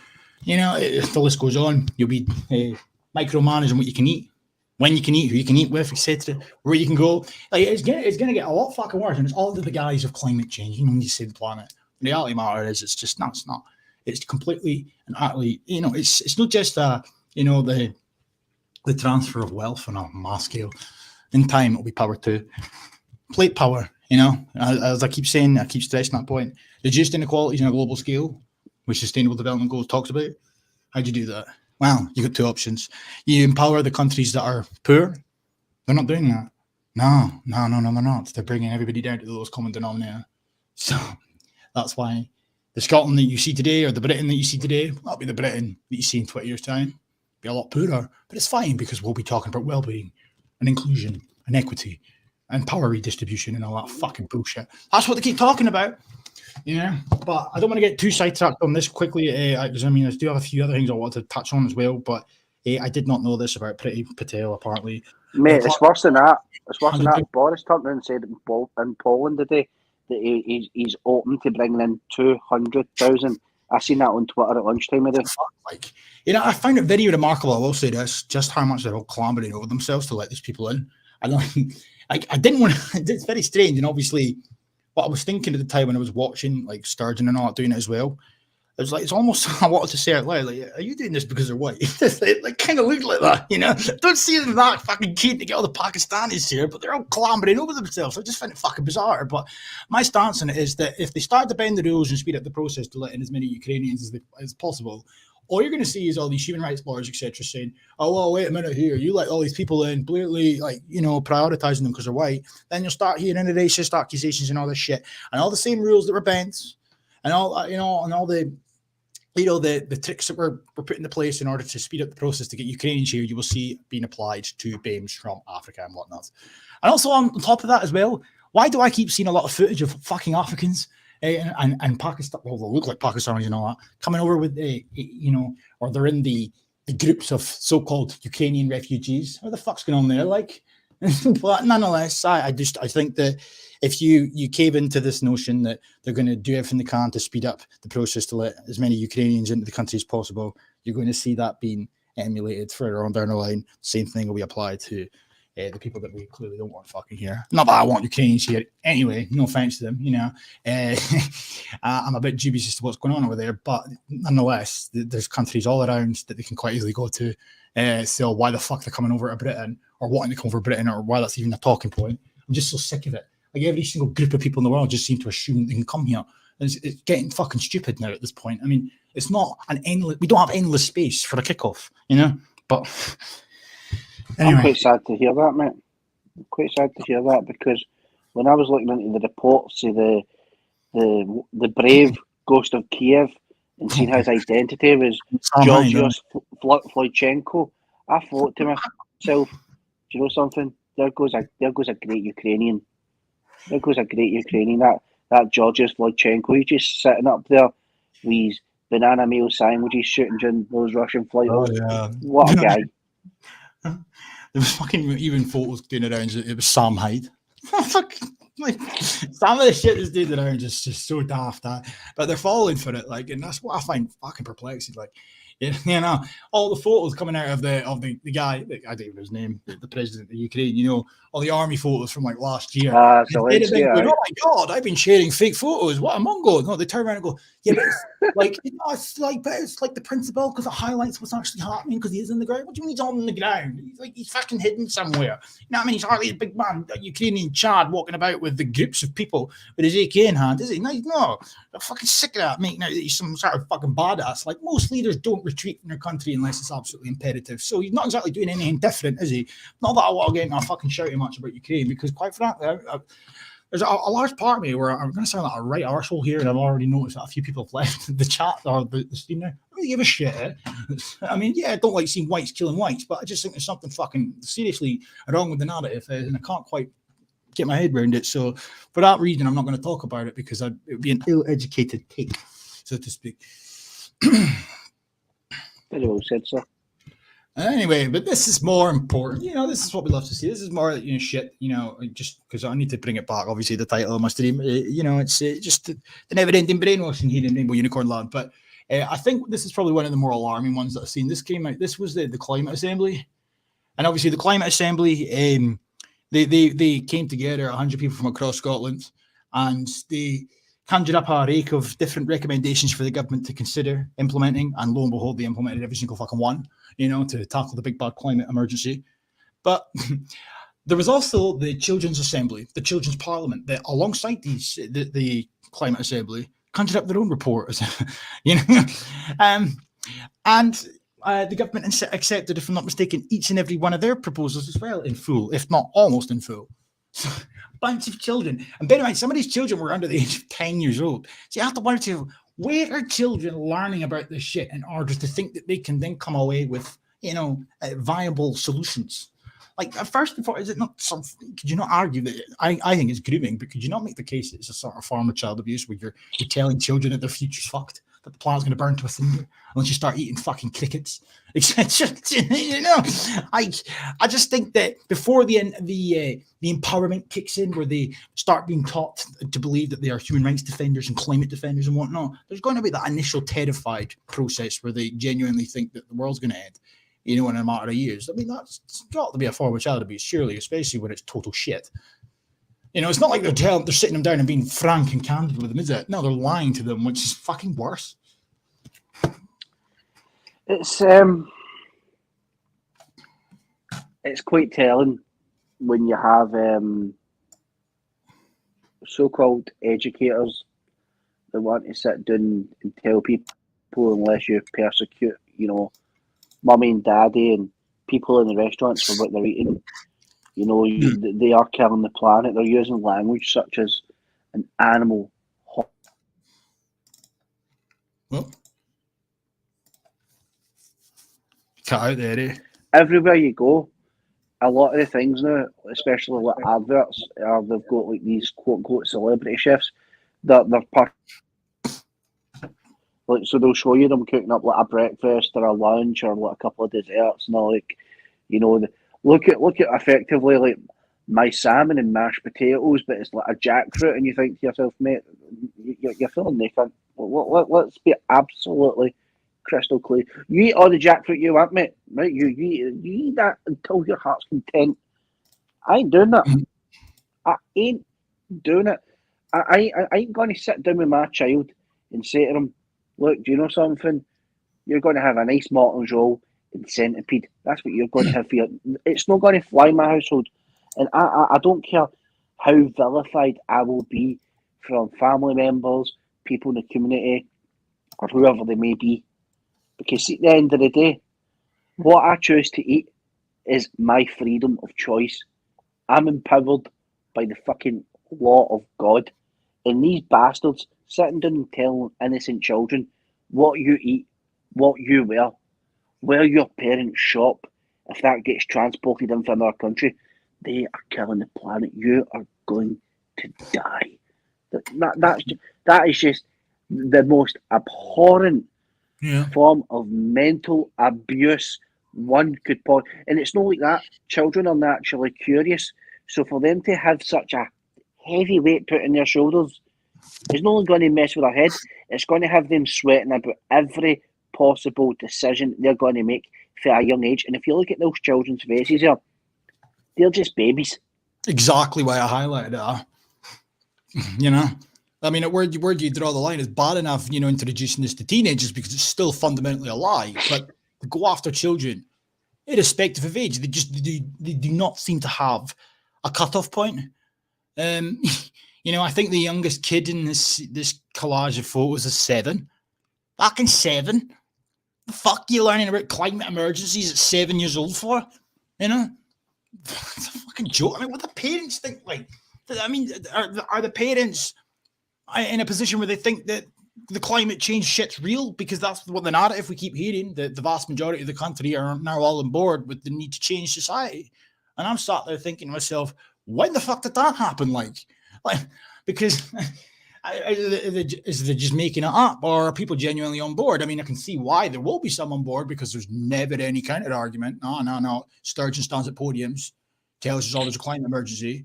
The media do nothing but tells us a climate emergency, and every other politician who's in a similar position to Sturgeon repeats the same shit themselves, kind of echoing back to what we were on about earlier in terms of democracy being a fucking sham. They're all saying the same shit. Nobody comes out and says it's bullshit. But it's multi-layered, mate. Different solutions. It's multi-layered. I don't know if I've said this to you, right, but, and I'm not trying to go back, right, but just as another example of how evil and depraved these bastards are, right, I've got a wee cousin, and we're talking about it is, and bear in mind, right, my wee cousin is in primary 6, right, so essentially, for folk that don't know, they're 10 years old, 10, and they're sitting down in class and they're being told effectively, Vladimir Putin's going to use nuclear weapons, right? And with that, they've had to learn about World War II, right? So they've sent my wee cousin him with a slip about things to learn, you know, accessible information and how children could learn about the horrors of World War II. And it goes through all these things. And some of the stuff is like the typical, you know, Hitler speeches, you know, blah, blah, blah, and all that. But the one that kind of struck me as I was kind of a mind blown and went, wow, 10-year-old to sit down and watch the boy in striped pajamas. Talk about a bag of fear porn.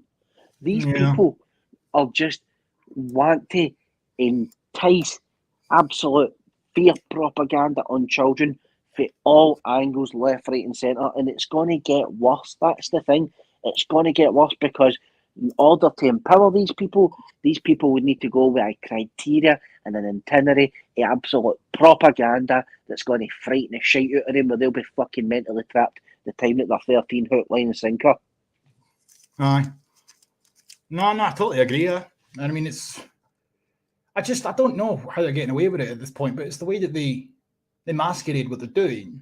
You know, it's all under the guise of educating, and you know, when it comes to the stuff regarding, you know, Holocaust and whatnot, it's always under the guise of never again. Yeah, it's very one-sided. I've noticed. There's not really much talk about communism in these educational resources, but there's a hell of a lot about the Nazis and fascism. Strange that, isn't it?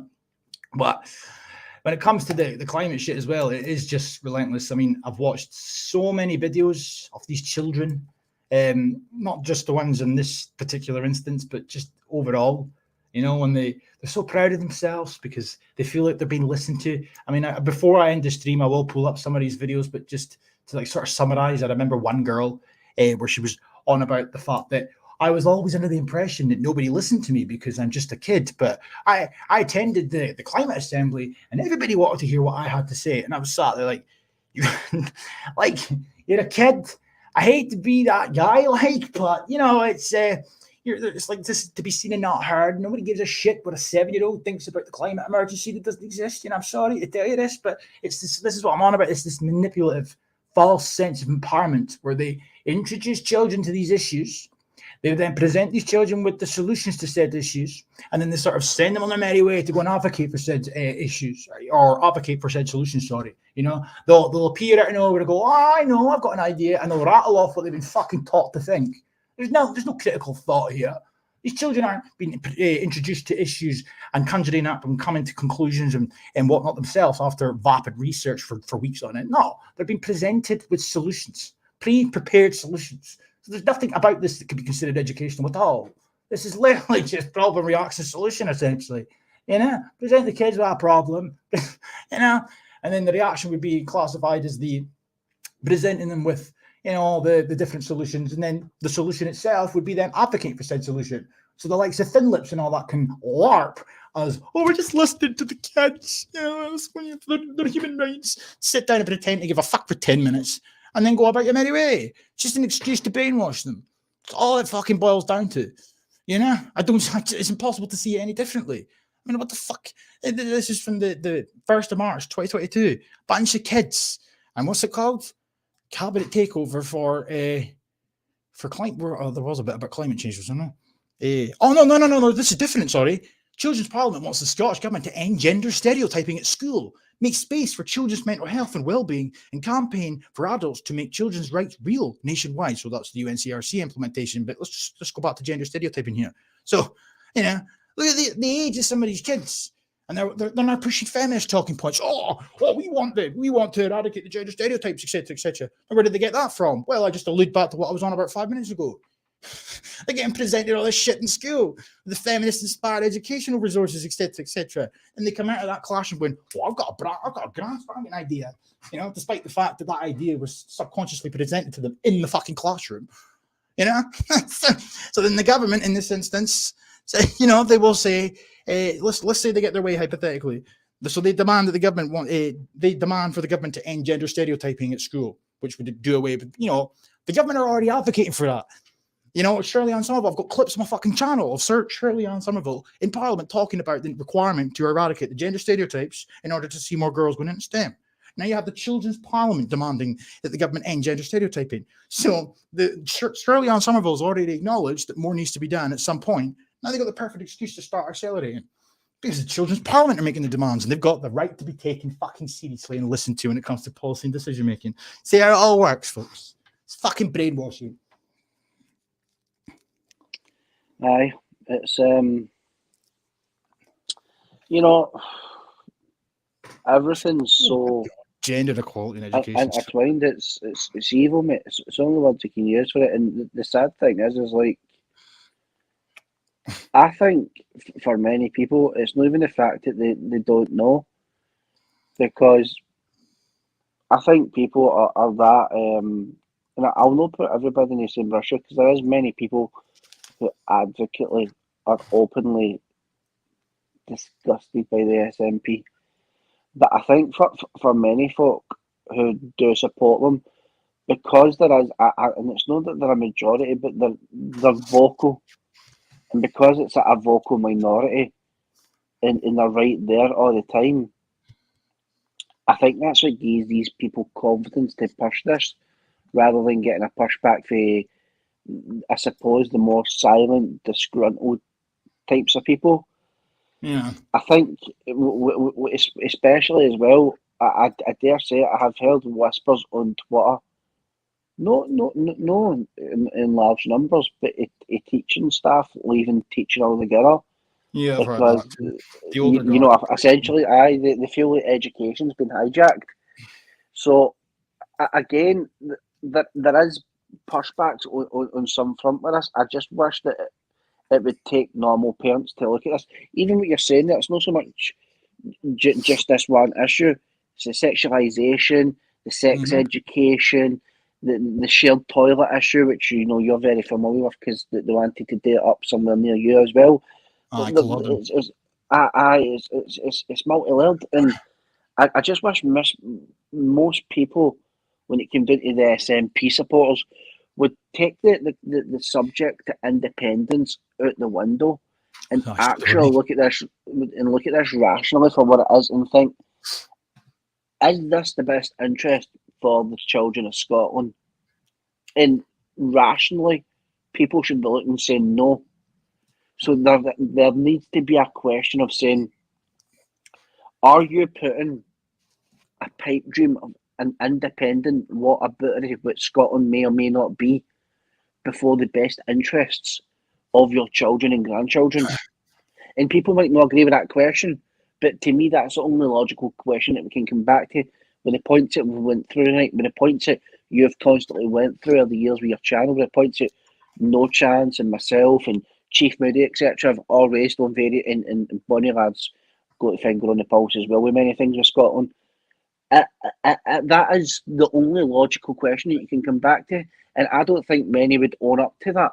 I don't think many would own that question because essentially, I wouldn't like to say that people are cowards, but I do think there's a bit of self-interest there, and it is, in my book, a form of cowardice where they're opting to put that pipe dream before the best interest in actually protecting the children. Yeah, I'd say there's an element of that, aye, but on top of that, you also have to look at it from the perspective of when they introduce these policies or these concepts, it's masqueraded as something else. So if you're not like, we'll call it out for what it is because we can see right through it. But if you're just an average parent, for example, who's got a 9 to 5, and he sends his kids to school and whatnot, and then you hear some shit about eradicating gender-based violence, that sounds to you, as it would sound to most normal people, gender-based violence, that would sound like, domestic abuse, etc. That's not what that is. That's fucking not what it actually boils down to and how it's defined. Gender-based violence can be anything from wolf whistling, misogyny, to underrepresentation and outdated stereotypes. So essentially, but it's called gender-based violence, Very clever how they do that. So, and then they make claims, really fucking daft claims, that that murder and rape will always occur across society until, gender equality is achieved. And then you'll say, well, women and men have got this exact same right. So what are you talking about? But but the gender-based violence. Then they'll start pushing for shit like, underrepresentation and stuff like that. It's just every excuse to push their feminist bullshit, but it's hidden under a layer of gender-based violence. That's in that instance. When it comes to the climate nonsense, well, naturally, if you're a proponent of somebody that believes, if you believe that climate change is real, then it stands to reason you're not exactly going to stand in the way of your kid thinking that he's making a difference in the world, going to school and learning all about the ABCs of cricket eating and fucking green energy and all the rest of it. But the reality of the matter is that's another fucking red herring because it's just an excuse to brainwash children. What else have we got? The LGBT bullshit. That one really rubs me up the wrong way. Yeah, that's something we didn't really get on to talk about tonight. I realised time's starting to get the better. I was like, in terms of stream length, but there was a big long hoo-ha in the Parliament a few days ago, for example, and I don't fucking tap it some, to be honest. There's it there, and they all take their turns to stand at the podium and yam it on about the plight of the gays, the LGBTs, the T, A, B, C, D, E, F, Gs, etc. And they all say that Scotland needs to do more, So it's just a common theme. They've got nothing else to cry and they've got nothing else to cry and moan about because they've got near enough every single right that the rest of us have. There's no difference in society. I'm talking about the gays and all that here now, but that's not enough. So now in order to still feel like they've got something to complain about, they just bring up the past now, or they'll bring up other parts of the world where the gays aren't treated so nicely. That's not my fucking problem, how the gays are treated in Kenya, but apparently it is, because until the gays everywhere across the world are all treated fairly and equally, we still have to listen to gays in our parliament complaining that they're oppressed, because it never fucking ends. But one common theme throughout the entirety of this 59-minute circle jerk of homosexuals, there's a lot of homosexuals in the Scottish Parliament, by the way. I didn't realise there was that many. He's the most blatant of a lot of them. But they all say the same thing, or a lot of them say the same thing, that we need more education in the schools. Forgive my ignorance here, but I thought we already had an LGBT law. By law, it's been scripted into our education system. First country in the world to do so, by the way. Thanks, Sturgeon. But it's in law that this has to be taught in schools. So what are they talking about? What do we need more education for? Well, some of the excuses that they come away with is the same shit. It's like we have to ensure that we don't start going backwards. Like we're starting to see in other parts of Eastern Europe, etc. And then they refer to like Poland and all that.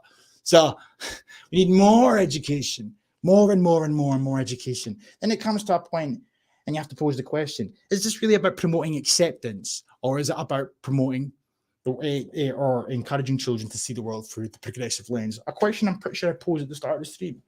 This isn't about promoting acceptance, Indoctrination. Exactly. Because you put something very good there when you brought up the subject of Kenya. Now, Nicola Sturgeon has been out, and I'm pretty sure you've got multiple clips, and many people just need to listen to her, watch her on YouTube, where she's actually championed other people, other countries in particular, as well as their enriching, and I'm going to use that word very particular, enriching cultures. So when you go to certain parts of Africa, and you can get jailed, like in Cameroon, you can get like 5 or 10 years for looking gay.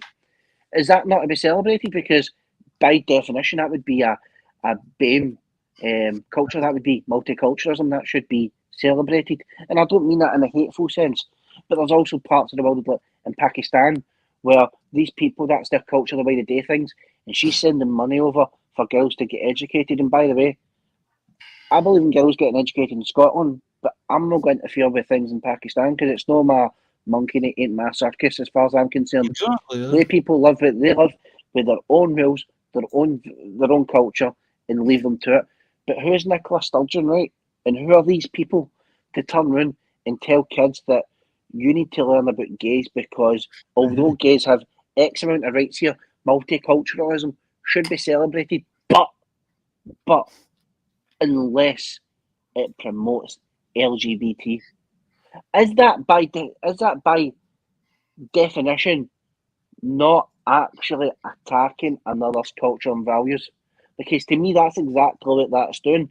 So now what you're doing is you're leading the kids into further confusion because they've to cherry pick parts about multiculturalism, what they've to like, which is going to leave the door open to more questions. And naturally, as I said several times, kids are curious, so they're going to ask questions by default. Are they going to flag up in the list? Well, little Johnny asked us, why is it in China where they have one child and men and women have normal relationship, but in Scotland you can have 3 mums and 2 dads? Isn't that not normal? Well, little Johnny, you flagged up in our social work list, and now we're going to have to ask you to fill out this questionnaire that's 400 pages long, and we're going to need to interrogate your mum and dad at the police station for 12 hours. It sounds madness, but what they're proposing and what they're leading to is fucking madness, because where do you draw the line in the sand? No, I agree. One thing, you never see them ever calling out any of the bad facets of any society in their drive to promote the never-ending push for multiculturalism, but they're quite happy to point out our flaws. The misogyny is rife within the white man, but they never fucking talk about the blatant misogyny in the Muslim community here in Scotland. Never hear about it. Not a damn peep. But the white man, that really pisses me off, how they're very selective with their outrage, which to me suggests they're just disingenuous and full of shit. These people don't give a shit about fucking, well, most of them don't anyway. Don't care about feminism and whatnot. No, don't really. They just use it as an excuse to promote their policies. But in the context of Pakistan, that's another thing as well, though, the insidious nature behind that. Girls getting education in Pakistan. Why do you think that is? It's because Bill Gates himself is even on record saying it, that we can reduce the birth rates if we can, install better educations in these countries. So the only reason that educating children, or girls in particular, prioritizing them in these countries is because they want to reduce birth rates. So, you can use the argument overpopulation. I'm not disputing that in certain parts of the world, but when you think about it, what that really is, what is really happening here is the guys spending money to stop your fucking people from repopulating. The fuck, tell them to fuck off. But no, it's seen as a good thing because my feminism. There's undertones and that's why it irritates me to no end when you see it here, when it plays out here. Nicola Finlip's going on and on and on and on and on about empowering little girls simultaneously while Scotland's birth rate plummets. I'm not advocating for eugenics or forcing pregnancies and whatnot, but wouldn't fucking hurt to stop promoting your feminist bullshit, or at least stop accelerating it while we've got a serious problem with a lack of desire for motherhood here in Scotland. And then again, as becomes apparent, it's the fucking plan. It always was. I agree with that, mate. But I'm going to need to shoot off because I can. Yeah, I was trying to find one last thing, but I can't, like the video, but I can't find it. I think it was a sustainable thing, but it was just essentially, to paraphrase it before I go, it was just like there was a teacher going on about sustainable development education, and she was prattling on about how they never talk to the kids about racism. And then some little girl comes on who couldn't be much older than about 7 or 8 years old, and she makes the case for, you know, doing more to encourage more girls to go into STEM. Where do you think they're getting that from? You know, they're not getting that when they're out playing in the playground, are they? No, they're getting that from governmental activists because they're parroting government talking points. It's so fucking blatant, the entirety. It doesn't matter what subject you delve into. They're all parroting the government's talking points. Yeah, but I started practice here in Rainbow Unicorn Land these days, and it just seems to be getting worse as opposed to getting any better. Or at least flatlining for a bit, giving us all a fucking break. Like that thing, it's like politics and news in Scotland's pretty much like the fucking, like the public transport. You might be waiting for 30, 40 minutes or maybe even a day for a bus, but when it comes in numbers. But you cut out there, eh? You cut out, man. I think. Or maybe it's me. I don't know. Either way, like. Where is it? Quality education. I wanted to show this quickly. You've definitely cut out, like, I don't know if you're still there. I don't know. Well, the gender equality. I think it's this one. Is he still there? If you're talking, I can't hear you, like. But this is sustainable development goals, just for anybody. Like, I'm sure most people watching know about this anyway. But this is where I believe anyway, and I've believed it for some time. This is where a lot of our problems come from, you know. And when you look, especially when it comes to goal number 5, achieve gender equality and empower all women and girls. You really think the United Nations and the multimillionaires that back the United Nations give a fuck about that? No, that's because they see that as a great way to drive down birth rates globally. It's what it's about, really, realistically. That is all it's about. You know, they get to promote, and encourage, facilitate feminism, which, as we all know, is a cancer across society anyway. But also better education for girls, etc. The constant push to see girls in better positions in life via their empowerment drive, etc., etc. You know, ultimately, the theory behind it, the consensus is, the hypothesis even, is that it will reduce birth rates, and or on the flip side, it can be seen as a method to ensure that birth rates never increase again.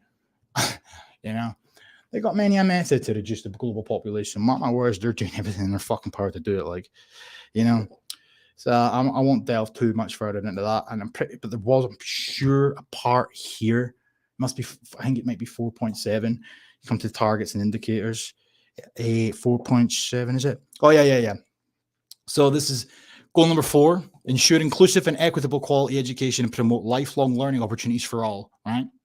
So you come down to 4.7, and it says down here, by 2030, the goal hopes to have achieved ensuring that all learners have acquired the knowledge and skills needed to promote sustainable development, including, among others, through education for sustainable development and sustainable lifestyles, human rights, gender equality, a promotion of culture and peace and non-violence, global citizenship, and appreciation of cultural diversity and of culture's contribution to sustainable developments. And that might sound like total waffle, but I'm just going to type in one thing before we go, folks, because I wish I had the tab open before I started the debate, but it has to be done. You know, I could probably go on for another fucking hour talking about this. This is the one subject that I've got a never-ending barrage of things I could say on this subject, but you know, it is what it is. But learning, sustainability Scotland, you know. Sure, this will come up. Learning for sustainability resources. Here we fucking go. Like, you know, It's everywhere. You know, that video I played of John Swinney earlier on in the stream from my playlist on my YouTube channel. What do you think he's talking? He's talking about learning for sustainability. So the Scottish Government have implemented a learning for sustainability sort of thing, totally overhauled their education system to promote this nonsense. Where did they get it from? Where the fuck did they get it from? And why are they doing it? Well, that's right, because Goal 4.7 tells them to explicitly.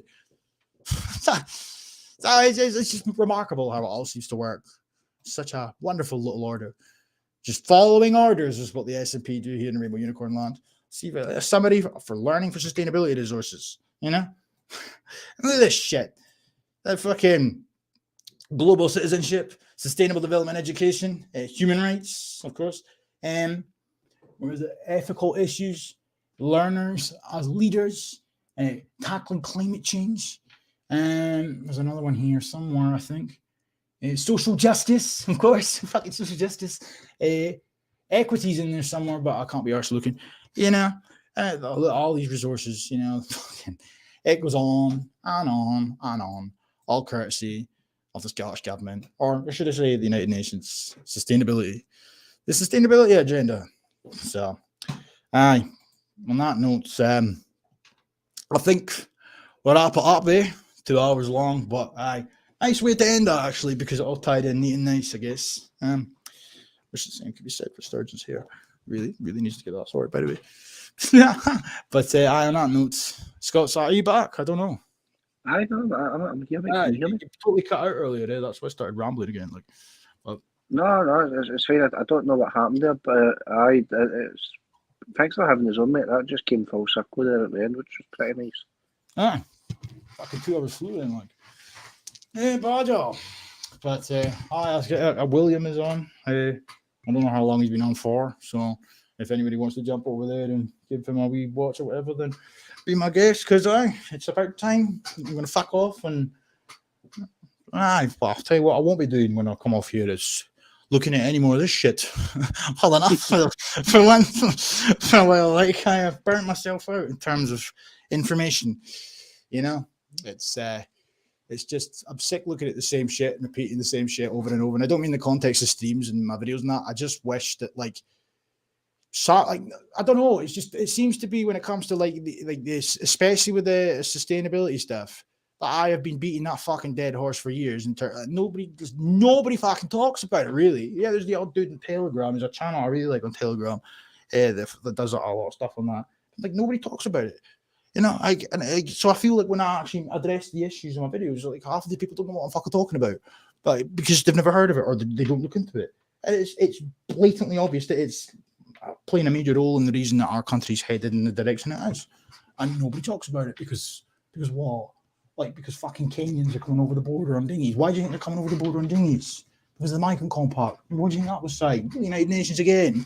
I mean, for fuck's sake, it's all the same shit. In fact, I'll say this as well. Sturgeon coming out now talking about safe and legal routes for Ukrainians. Where we heard the trope safe and legal from? Sustainable Development Goal 10.7 specifically says that we need to have safe and legal routes for refugees in the future, and safe and regular being the operative word, routes for migration. You know, so safe, regular, and orderly migration, safe routes. So bear in mind, notice the Eric, notice the patterns. Anyway, on that note, very much appreciated, Ragnar. So apologies that I didn't really follow the chat that much. It's difficult when I'm fucking staring at all these tabs, you know what I mean? But, you know, much appreciate that you stuck around. And I'll probably do this again in the future. But I need to recalibrate my IQ because I've lost a few points tonight staring at all these tabs. So on that note, we'll catch you later. Peace out, man. Gadget off like you.